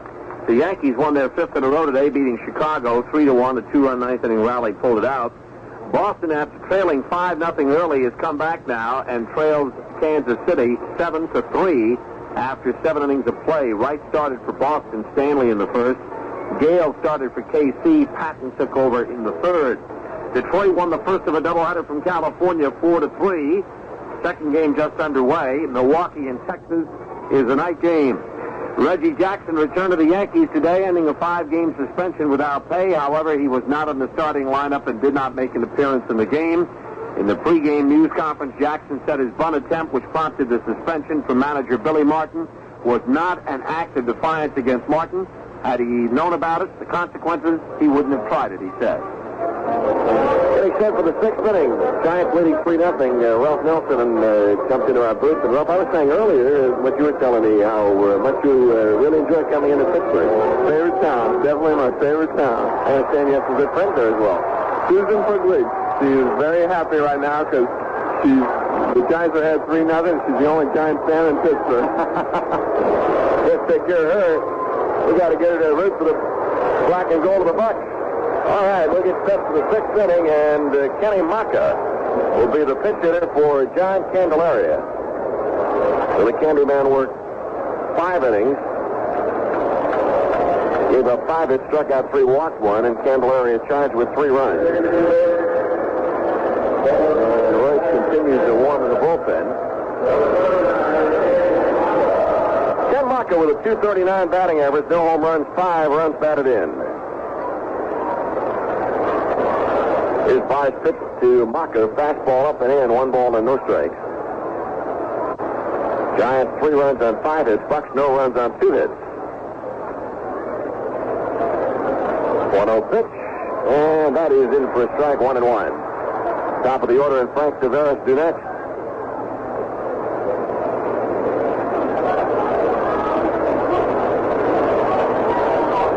Fires 1-1 pitch. Maka swings and misses 1-2. Jim Barr 4-8 on the year. Last outing was against the Cubs. He lost to Chicago and was knocked out after facing only 7 batters. Pitch upstairs, Maka swings and misses. And Jim Barr gets his 3rd strikeout.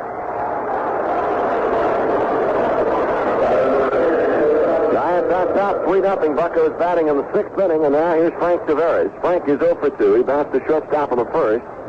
Tried to bunt his way out in the 3rd, but could not get the ball by the right side of the mound, and Barr threw him out.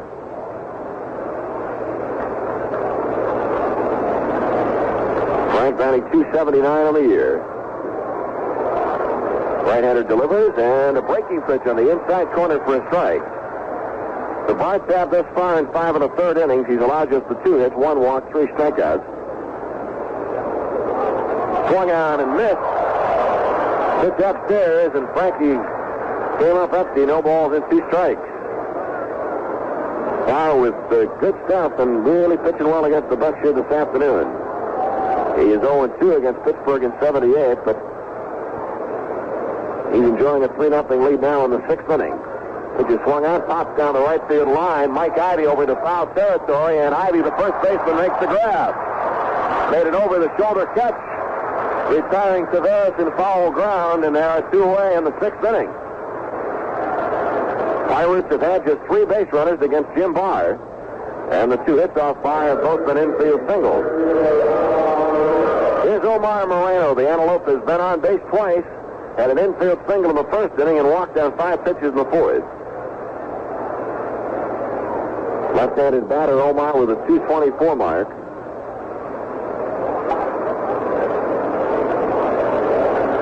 Barr's pitch swung on and a fly ball to right field. Clark over and back on the warning track and hauls it in. And after making the grab, goes into the wire fence. Ball carried well after Omar gave it a decent ride into right center field to the left of the 375 sign, but Jack Clark has enough real estate to haul it in, and the Bucks are retired 1, 2, 3 in the 6th. Jim Barr has retired the last 9 Pirate batters in a row.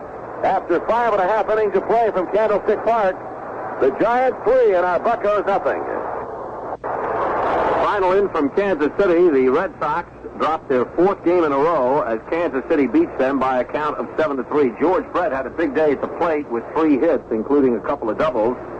Marty Patton turned in a strong relief effort to pick up the victory, and Jim Wright was the loser. Wright had a rough first inning as he was tattooed for 5 straight hits, and it just wasn't his day as Boston fell behind early 5-0 and couldn't make it up. The Red Sox lose their 4th in a row, and Kansas City is on a red-hot tear. They're looking to pull away and open things in definite fashion in the Western Division. At the moment, Kansas City has a 3.5-game lead because California lost the first game of a doubleheader at Detroit. So at the moment, KC leads California, depending on what the Angels do in the second game at Tiger City, by 3.5. Oakland is 5 out. Texas is 6.5 games back, and then Minnesota, Chicago, and Seattle far in the rear. You recall Kansas City pulled the same kind of trick a year ago when they spread eagle the field the second half of the season. New pitcher for the Pirates in the 6th inning, Jerry Royce, coming on in relief of John Candelaria.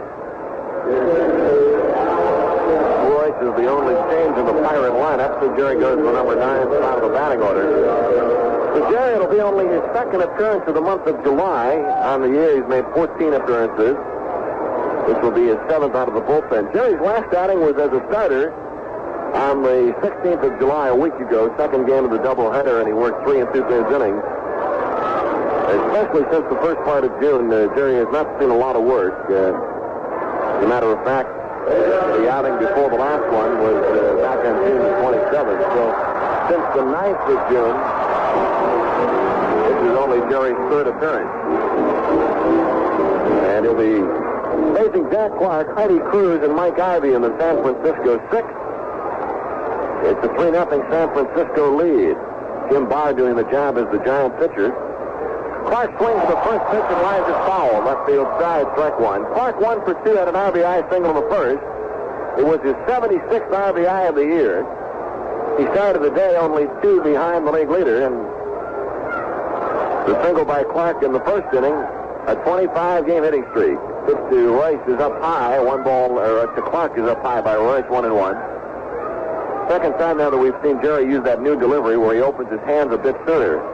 Pitch is a strike on the inside corner. Clark was jackknifing out of the way, and Des Renner rings it up at 1-2. Breaking pitch, swung on and popped left side. Left fielder Milner coming on, and John makes the grab. Clark is out 1 away in the 6th. This new delivery is something that Larry Sherry, Chuck Tanner have been working with. They've had Jerry looking at films.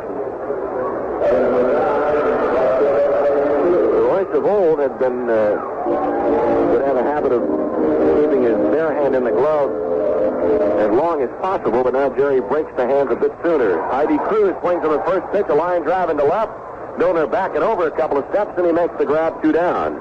So Clark and Cruz have quickly been retired in the 6th inning by Jerry Royce on fly balls to left field. So now Cruz, after flying to Milner here in the 6th inning, he's 0 for 3. Brings up first baseman Mike Ivey, who is 0 for 2, has bounced down and struck out. Giants leading 3-0 last half of the 6th inning.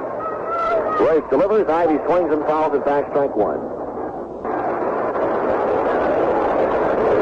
Young man from Georgia, batting .322 on the year, 6 home runs, 34 runs batted in. The Giants picked up a run in the first inning. Clark's RBI cashed in Madlock. Off-speed pitches fouled off. In the 5th inning, turned and walked and scored on a Hill single to center. Then Madlock single to center, driving home Hill with run number 3.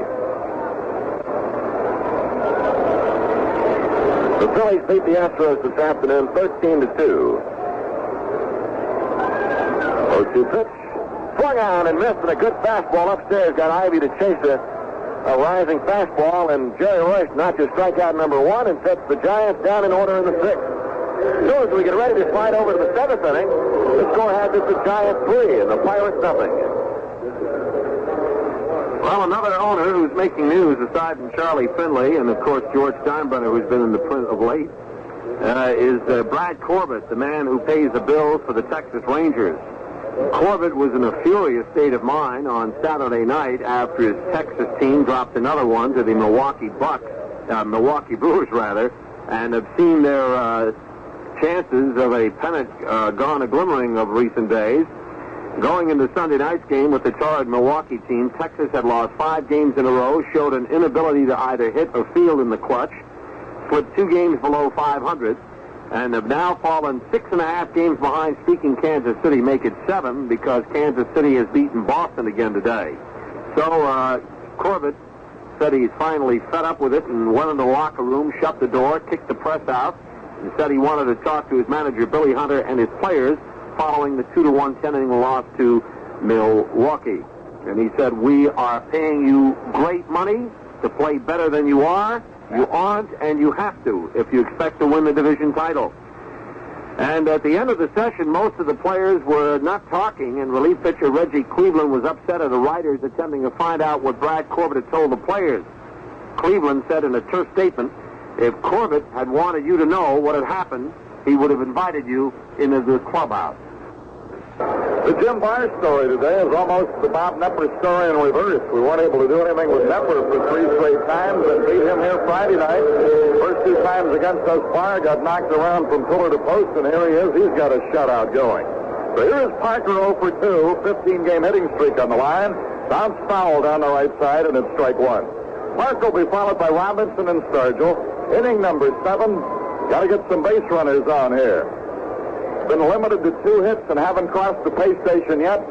And Barr winding, delivering to the Cobra, swinging and sending a high fly ball, deep right center. Clark back. He's at the fence, and he's going to haul it in right in front of the 375 sign in deep right center field. Parker got the ball up in the air, but after it got up there, it didn't carry. It sent the right fielder almost to the fence, but when it started out, it looked like maybe it had a chance to get over that fence. Here is Robinson 0 for 2. Robinson has bounced to third, and he's flied to center. Facing the right-hander Barr, Willie Stargell due up next. Here's the pitch. See, right, good slider in there.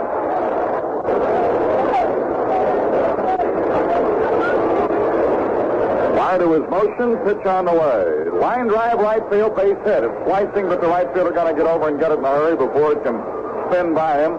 Robbie gets a 1-out single. 3, 6, 9, 10 in a row had been retired. The last Pirate to reach was Moreno with a leadoff walk in the 4th inning. Well, Marlo, when you think about it, the Giants story here this afternoon will be very familiar to the National League because they've really put it all together. It's been their secret. The good pitching, the timely hitting, and the good defense that they've turned in behind Jim Barr. Here's Willie Stargell. If he could play long ball here, it'd tighten this thing up considerably. He struck out and he's flied to center, just outside at the knee is the ball. Willie gave the ball a pretty good swing in the 4th inning, but it just died in right center field. No carry at all. The crack of the bat was really deceptive, wasn't it? Sure was. Sounded like it was really hit. There's a swing and a miss. 1 ball and 1 strike to Captain Willie, who is 1 for 6 in the series as he stands in. Robinson at first, 1 down, 7th inning. Barr at the belt stretching. Here's the pitch. Off speed, low and away, and it is 2-1. Milner on deck. Robinson single was his 2nd hit of the series. Doesn't take a big lead. Here's the pitch. Outside of the letters. 3 balls, 1 strike. Now, this is a good pitch for Stargell to be guessing on. You got a runner at first. There's 1 out, 3 balls and 1 strike. Here's the pitch. But it was low and away. He just never gave him a pitch to hit that time at bat. So it's the pass after a single, and Milner will represent the tying run. The walk is the second given up by Barr to go with 3 strikeouts. Milner, in the second inning, robbed of a hit on an excellent play by Ivy, who's made 3 good plays here today. And pitching coach Hermes Stillat is on his way to the mound. They are starting to loosen their bullpen. And a left-hander starting to clank it up out there. John Curtis, winner in yesterday's ball game. Curtis has beaten us twice, and each time that he won, he pitched the third of an inning. And both victories were by scores of 3-2, and on each occasion, the losing pitcher was Kent McColby. So they are having a conference with Milner due up, and then another left-hand batter out. They've started a left-hander to loosen. They're leaving Barr in now. The conference is over. Herm Stillat, who has molded a pitching staff here that is tops in our league right now. Some would tell you it's the best in baseball. And they'd have some pretty good arguments. All right, 2 on, 1 out. Milner 0 for 2. Get John into the hit column here and get us on the board. It's 3-0 Giants as the Bucks bat in the 7th inning. Jim Barr reads the sign from Mark Hill. Now he's ready. Stretches to the belt. Checks the runner at second. Delivers to the plate. Outside at the knees. Ball 1. Head out on deck. The first stop in a 4-city trip. San Diego, L.A., and Montreal to follow. 2 weekends from now, a big weekend at Three Rivers. Will be entertaining the Phillies. 1 ball and no strikes. Here's the pitch. Bouncer right side. Ivy over. He's going to throw to the shortstop back to first. Safe at first. Wasn't there in time, number 1. And secondly, the ball was dropped by Barr, and Milner may have tripped over the bag just a bit. Came up limping, and now Monchek checking with him. Robinson is now at third. Stargell was fourth.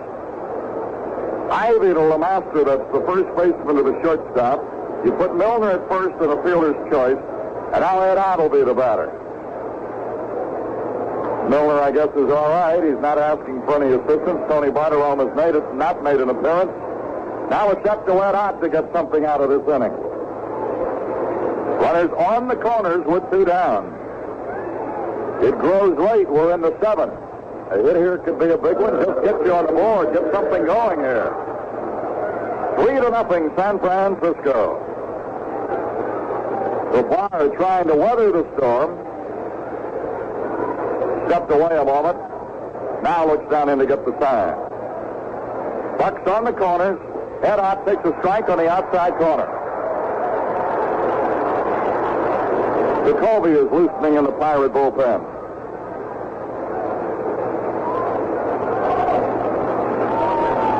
One-out single for Robinson. Stargell followed with a walk. Milner hit into a force play. Went after a bad ball. That pitch was in the dirt. Ott is in a hole, 0-2. Bill Garner would be next, but it's up to Ed Ott right here. And he's in a hole, 0-2. Robinson third, second base empty, Milner first. Barr, who's been in command, stretching, looking, runner at first going. The throw down's going to be high. Well, Master had to come on the first base side to get it. Milner has stolen second. The pitch was a ball to Ott, and it's 1-2. That time, Hill, the ball sailed, really took off, and LeMaster made a good play to get over and keep it from going into right center field. All right, Ott the batter with a 1-2 count. A base hit now could get us within a run. It's 3-0 Giants. 1 ball, 2 strikes. Hill with a sign. Barr going to continue to work from the stretch. At the belt, checking runners, delivers to Ott. Bouncer right at Madlock. Bare hands at the chance, make a play. Run scores, Robinson in. That ball took a crazy bounce to the defense of Madlock. Ball looked like it was hit right at him. Then the spin took it toward his bare hand. He tried to get it with his bare hand then with the reaction, but he couldn't get a hand around it. Then it bounced away from him enough to take any play away from him. Robinson scored at 3-1. Milner is now at third. Ott gets credit for a single. I've got a feeling that there's a seam right in that spot. Joel Brown is up in the booth with us. There's a shot to the shortstop. Whoa, what a play, and he throws the second. The four-star Ott, and the side has been retired. Garner hit that ball like a bullet, but right at the shortstop, a sinking liner that he scooped on the short hop, flipped it to Matlack, and retired the side. One run on a couple of hits. There weren't any errors. 2 are left. Bucks get on the board. 7th inning stretch time on their Pirates. It's Giant Jersey Day, and a lot of youngsters will go home happy here today. After 6.5, it's now the Giants 3 and the Pirates 1. Getting back to owner Brad Corbett and his Texas Rangers, with more than 30,000 people in the stands Saturday night, boosting Texas over the million mark at the earliest date in the club's history, John Matlack had a 1-0 lead going to the 9th inning, but Larry Heisel hit a homer to tie the game. And errors by Burt Campaneris and Bump Wills in the 10th allowed the winning run to score, and Corbett said he couldn't stand it any longer. After he cleared the clubhouse of the news people and shouted for 30 minutes at his players, Corbett's voice could be heard outside the locker room, and some of the players at Corbett's urging shared in the discussion. Said Corbett, "I was just mad at the players. It was as simple as that. I told them we have to stop talking about how good a team we are and go out and prove we are the best. I told them that there were going to be no trades. I said we had the studs to do it and we're going to keep them, but that right now we are not as good as Kansas City because they keep winning and we don't." Manager Billy Hunter, who took over the club a year ago in a similar circumstance, said he simply let Corbett do most of the talking. The ball that jumped up and took the goofy bounce on Matlack, when they originally put the AstroTurf in this park, they left a skinned-off infield. Then after it had been down a couple of years, they decided, well, that wind that's blowing that dirt and all those customers' eyes on the first base side, we can avert that if we fill it in with AstroTurf. They did. And right where that seam is, that ball jumped off of it, gave Matlack a bad hop. Hop was credited with a single and a run batted in. And now Jerry Royce, who came on in the 6th and got him 1-2-3, has got that job cut out for him again. Keeping it where it is so the Buckbats will have a chance. Shows bunt, comes up empty, strike 1 to Larry Herndon. Herndon 0 for 1. He walked in the 5th and scored their first run. They went back to good old basic percentage baseball in that inning. Couple of sacrifices. Both times it paid off. Giants are batting in the 7th, leading 3-1. A ball and a strike to Herndon. Jacoby's throwing in our bullpen again. Here's the pitch. Shot down to first base side. Good stop of it by Stargell. Goes to the bag, and it is one away. Ball was spinning toward the line, but Captain Willie stayed with it. Now here's Lemaster, a double and a sacrifice. Grant Jackson has joined Jacoby in the bullpen. Our pitcher is due to lead off in the 8th inning. So we're preparing for that eventuality as well as having somebody ready here. Look out, boys. Chin music. Lemaster just did get out of the way.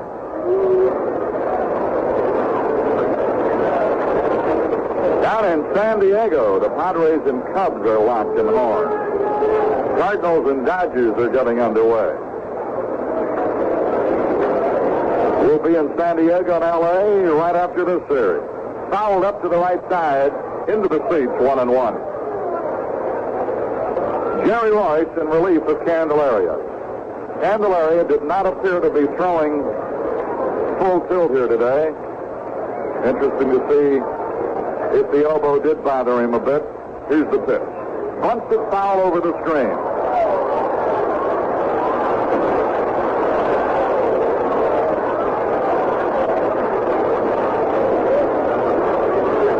Yankees have been on a tear, haven't they?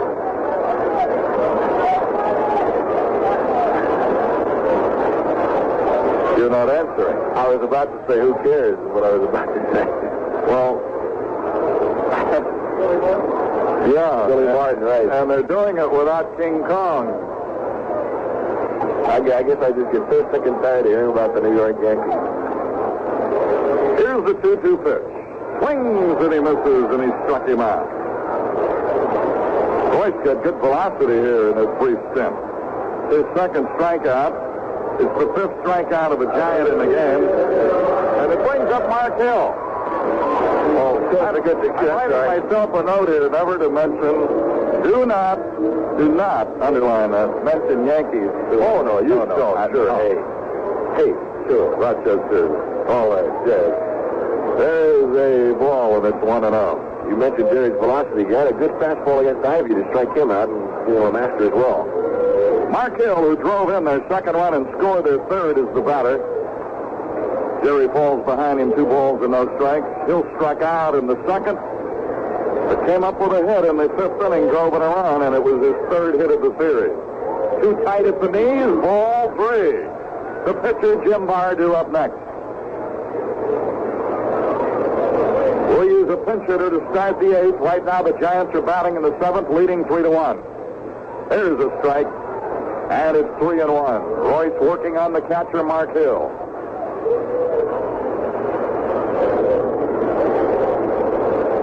Pitch on the way. Fouled into the screen. Full count.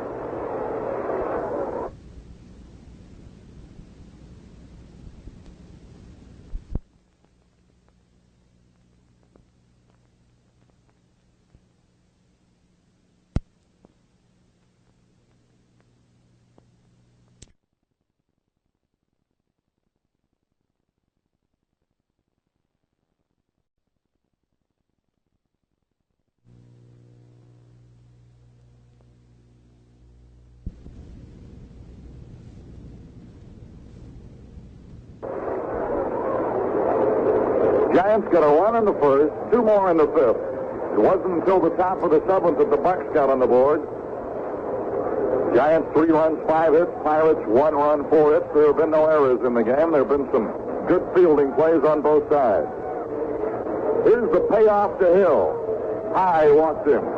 First man to reach on Royce. He'd retired 5 in a row. Second Giant to walk. Candelaria walked Herndon. Here's Jim Barr getting a nice hand. He's pitched a good, strong game.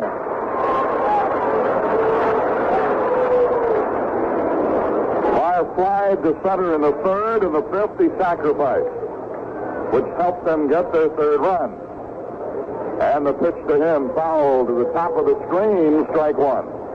Madlock would be next. Giants haven't exactly knocked the cover off the ball, but they've made their hits count. They've gotten them together, and they're leading by a pair as they bat in the 7th. Here's the 0-1 pitch. Breaking pitch low inside, 1 ball, 1 strike. Jim Rooker will open the Padres series against Ochinko.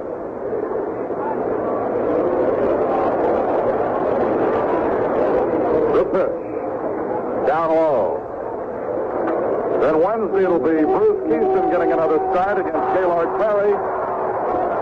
And on Thursday in the Padres finale, it'll be Bibby against Rasmussen.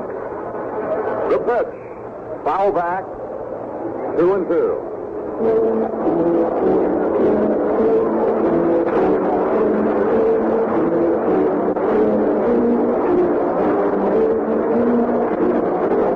Hill at first with a walk. 2 down. Royce checks him.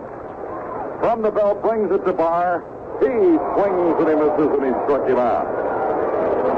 So Jerry Royce, in the 2 innings that he will have worked today, because he'll now be listed for a pinch hitter, did a good job. He struck out 3, didn't allow any runs or any hits. In that inning, the Giants go quietly, no runs, no hits, no errors. A walk, and Hill was left. We played 7 innings.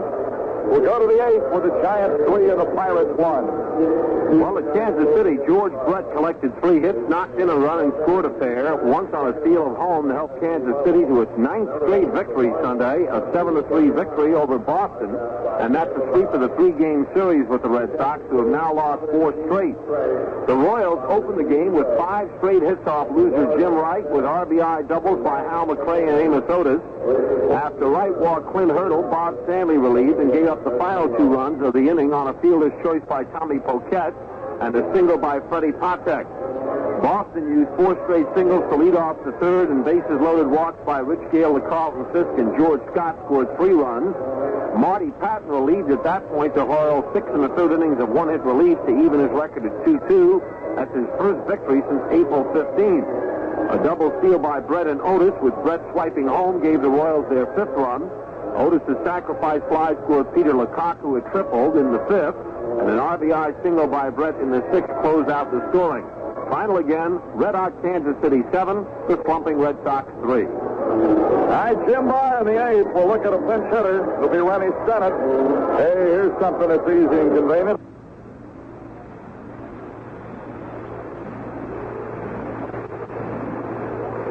Tell them what games you'd like to see. They'll tell you exactly where your choice box or reserve seats will be before you buy them. It's as easy as that. So to enjoy exciting Battle and Buck baseball and have your tickets in advance, visit the Pirate Ticket Office at your nearest selected Murphy location, including the following: Elkins, West Virginia; Elwood City; Erie Plaza; the Mart in Fairmont, West Virginia; and Franklin.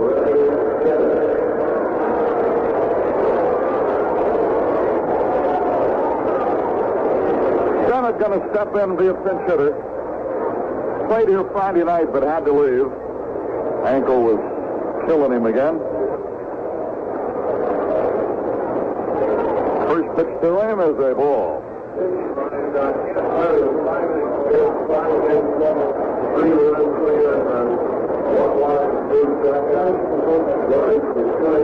There's a pop foul back to the right side. I've mentioned to you that Joe L. Brown is here for this series, and he's spending some time up in the booth today, and he just has some news from Los Angeles regarding Dusty Baker and Bill Russell. Figure tape says they ran together, had a collision. They both had to leave the game. Apparently on the first pitch of the game, a pop fly into left field, and the two ran together, and both of them had to leave. Boy, oh boy, we've seen some like that over the years. We had one at our park recently. There's a bouncer to short. Sennett's going to be out as he can't run a lick. Boy, oh boy. Oh, we really got an example right there of how bad that ankle is today. He's barely able to trot back toward the dugout. I mentioned the other night, Rennie tried a few different things, and he's gone to different footwear. He's been wearing sneakers in the field, and his bat, he was wearing sneakers that time, and he stepped in as a pinch hitter. Now here is Severus. He is 0 for 3 today. He's 2 for 12 in the series. Moreno will be next. We're in the eighth inning. Jim Barr's gone all the way, and he's leading 3-1. Look out. That ball rode in on him, hit his bat, and caromed up into the seat. Strike one. We will get a new pitcher when we go to the bottom of the eighth. Jacoby is throwing in the bullpen. They also have their bullpen working. It's Curtis again. Pops him up off here to the left side. Hill coming hard toward the dugout and makes the catch. Reached out over the photographer's cage and hauled it in. A beautiful running catch by the catcher, Mark Hill, and he gets a well-deserved hand. He made a fine play. He had to sidestep the on-deck circle with all the bats and five-star rags and weights and everything was sitting there, and then had to watch out for that long lens out of the photographer's cage, and then as he cuts in front of our dugout, had to watch out for the first there as well. Good play by Mark Hill. Omar Moreno singled in the first, walked in the fourth, and flied to right in the sixth. He's 1 for 2. Nobody on, 2 down, 8th inning. Jim Barr rolling here. He's leading 3-1. And the pitch. Outside low. Giants now have a right-hander joining Curtis. Looks like Charlie Williams. Here's the pitch. Outside corner at the knees. Strike called. 1-1.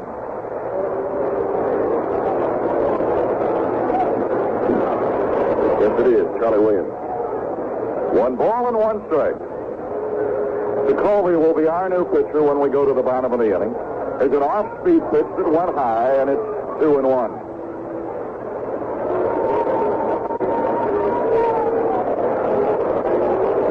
Nobody on base with 2 away. Swinging and a looping fly ball down the left side, going to drop in for a hit. Omar will take a big turn at first, but then come back as Cruz's throw comes in to the second baseman, Madlock. So a 2-out single for Moreno. His second hit today, his 3rd hit in the series. For the Pirates, it's their 5th hit in the game. The hit column is even at 5, and it brings up Parker. A retired fire captain from the Homewood Preston area, Bob Roach,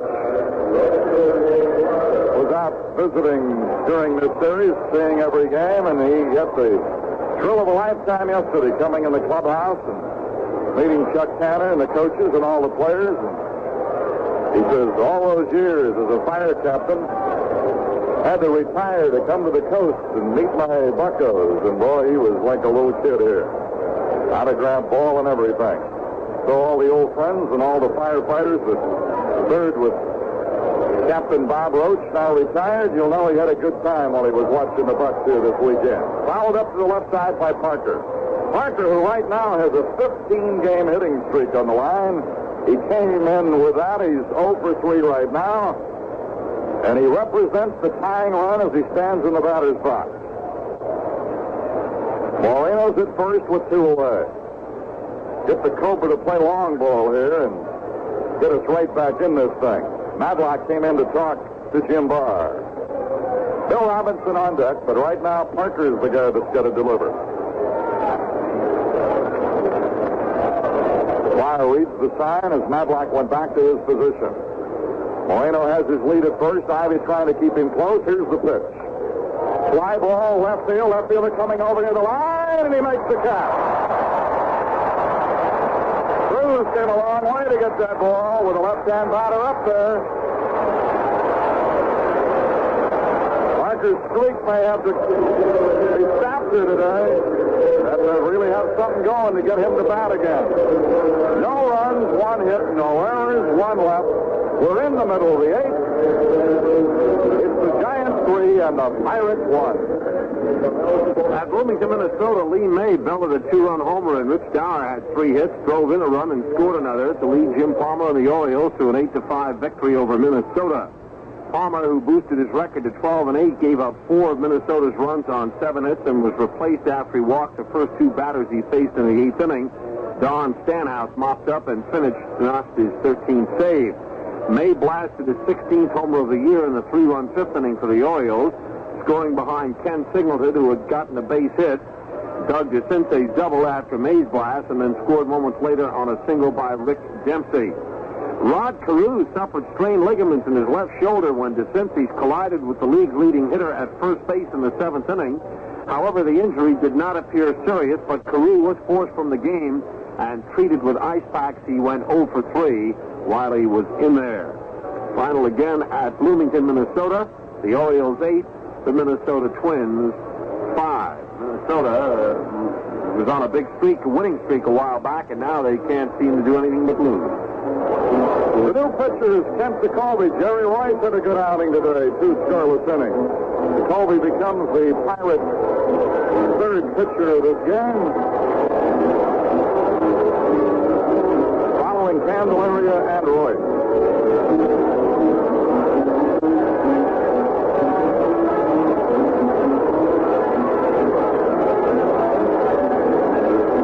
Making his 54th appearance, leads us in saves with 16, 5 wins, 5 losses. Excellent ERA of 2.14. His record should be 5-6. He was a loser here yesterday.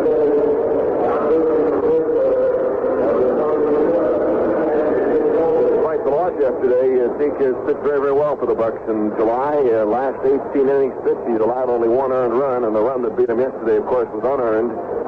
He has 8 saves and 1 win, and he's making his 17th appearance in the last 23 Pirate ball games. Oh, he's been a workhorse, no doubt about it. Now he's going to pitch against Madlock, Evans, and Clark as we go to the Giant 8. The Bucks will have only 1 more shot. And right now, it's the Giants leading by 2, 3-1, with the hits even at 5, and there have been no errors. Barr has gone all the way for the Giants against Candelaria, Royce, and now to Colby. Madlock is 2 for 3 with an RBI and a run scored. Bouncer right out to third baseman Robinson, drops it, picks it up and throws, and got him. It's 1 away. So Madlock hits a shot right down to Bill Robinson, had a bit of trouble with it, but stayed with it and threw him out, and it's 1 down. That'll bring up Darrell Evans, who is 0 for 3. All three of his at-bats were against Candelaria. Bounced to first, flied to right, and was called out on strike.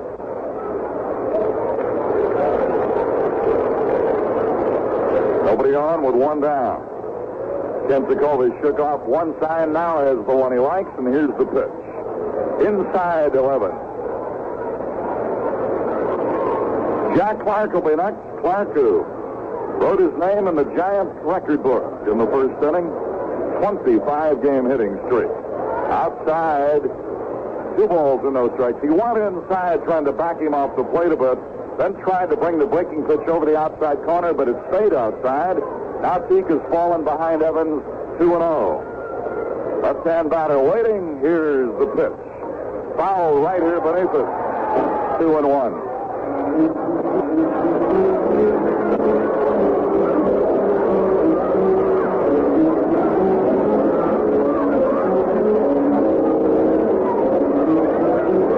And 1 strike as Jacoby prepares to work again. The string bean right-hander fires. Bounce right side and through the right side of base hit.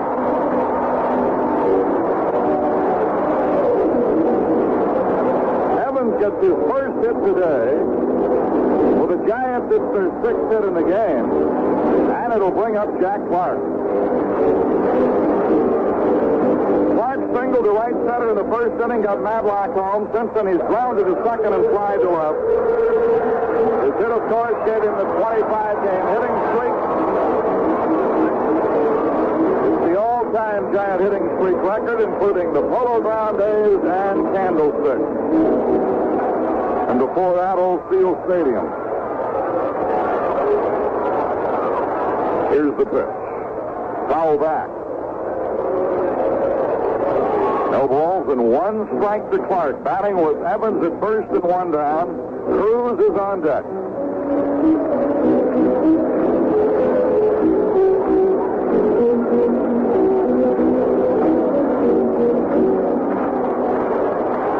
No balls and a strike as Jacoby, right-hand reliever, works on the right-hand batter, Clark. Stretching, looking back, delivering. Good breaking pitch on his hand strike called. Snap to first, not close on Evans. Jacoby gets out in front of Clark with 2 strikes. Matlock has 2 hits. Evans, Clark, LeMaster, and Hill 1 apiece for a total of 6. RBIs belong to Clark, Hill, and Matlock. Giants lead 3-1. Pirate RBI belongs to Ed Ott. Go to first, not close.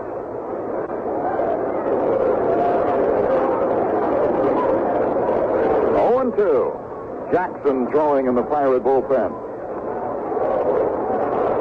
Evans with the lead. Check by Jacoby. Runner not going. Swing and a miss. Boy, he pitched well to him. He really brought that one hard in on his hands. Got him swinging, and it is 2 away. That is the first strikeout today for Jacoby in the 7th against the Giants in the game.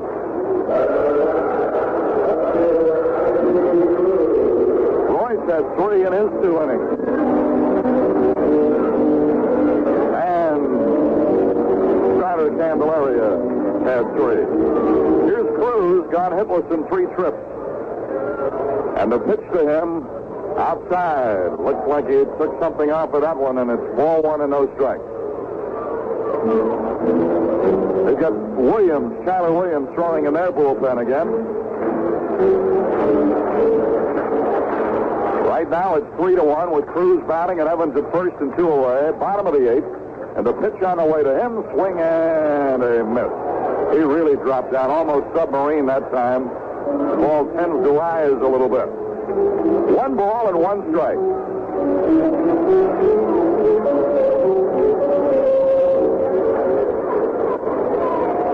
Jacoby working in his first inning. Throws to first, not in time to get Evans. A ball and a strike. Giants got in front early. Pirates didn't score until the 7th. Haven't been able to put anything in bunches against Farr. He's been tough. Here's the pitch. Backed him away under the letters, and it's 2 balls and a strike. On the other hand, when the Giants got an opportunity, they put him up there, and that's how they get the 3-1 lead. Cruz waiting again.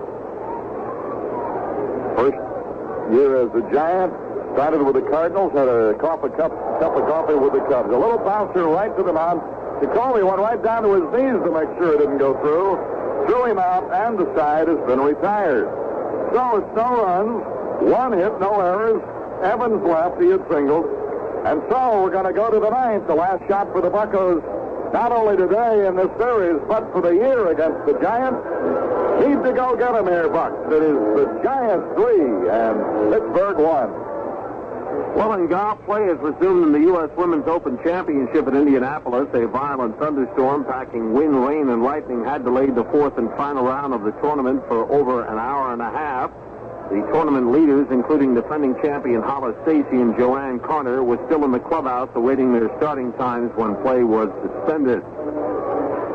The men's classic at Philadelphia has had nothing but hot weather for 4 days of competition there, and Jack Nicklaus is in the clubhouse, and he has a 3-stroke lead over his nearest competition, Dr. Gil Morgan, about the only man who has a chance of catching him. And now we understand it's down to 2 strokes as Dr. Morgan has picked up a birdie on the back 9, and he is still in play. Nicklaus, the clubhouse leader there. L.A. Rams owner Carl Rosenblum reportedly will announce this Tuesday that he definitely is moving his NFL franchise to Anaheim, California. A published report in the Santa Ana Register quotes Rams sources as saying Rosenblum will hold a news conference at Anaheim, ending months of speculation over where the team will play starting in 1980. We've come to the 9th. Last stop here for the Bucks in this one, and they are trailing by 2 as they come to bat in the 9th inning. Robinson, who is 1 for 3 and has scored a run, will lead it off. The breaking pitch from Barr down low. Curtis and Williams both throwing again in the Giant bullpen. Swing and a miss by Robinson. 1 ball, 1 strike.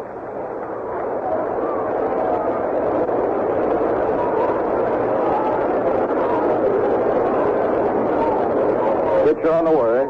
Swinging, and he lines it to center, and it's going to be caught by Herndon.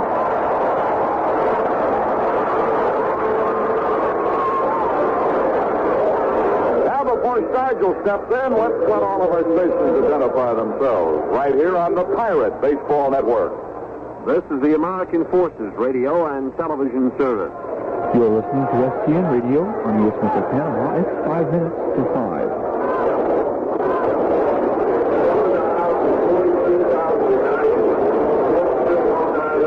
Almost 42,000 paid here. It's their 7th crowd this year, over 40,000 paid. I had to pitch to Stargell outside high a ball. They've got a big night with Vida Blue pitching here Tuesday. They've got a chance to go to $1 million on Wednesday, a team that drew 700,000 last year. So this club, with the new winning spirit on it and the new... There's a foul coming up this way into the seats. And the renewed spirit among the fans. Franchise is healthy again. 1 ball and 2 strikes. Nobody on, 1 away. Stargell waiting. He got the outside corner.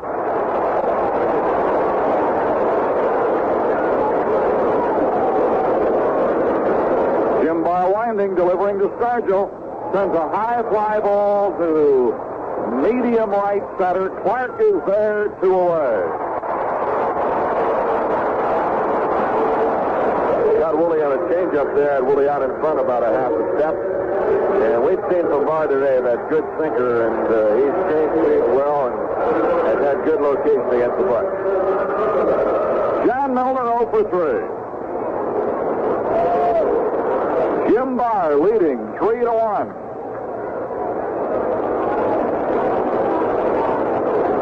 Phillies won their game big. Here's the pitch to Milner. Strike called outside corner at the knees. Barr is trying to go all the way for the 4th time this year. Here's the pitch. Just outside. 1 ball, 1 strike. Took a little something off of that one. 2 away, nobody on. Pirates up for their last shot of the 9th inning, trailing by 2. A high bouncer up to first base side, pitcher over. He'll run to the bag himself. Game over. Barr wasn't going to let anybody have that ball. He wanted it himself. He was as strong in the 9th as he was in the 1st. Final score as the Giants take the game and the series. San Francisco 3, Pittsburgh 1. Well, our thanks to Milo Hamilton and Lenny Frattani for their fine description of the ball game as the Giants win another one. And with the victory, the Giants raise their record to 59-39. They are 20 games over the 500 mark. And depending on what happens at the game between Cincinnati and Montreal, it could be a lead of 2.5 or remain at 1.5 games. Oakland 5, Toronto 3, Baltimore 8, Minnesota 5. These are American League games. Seattle and Cleveland rained out a doubleheader.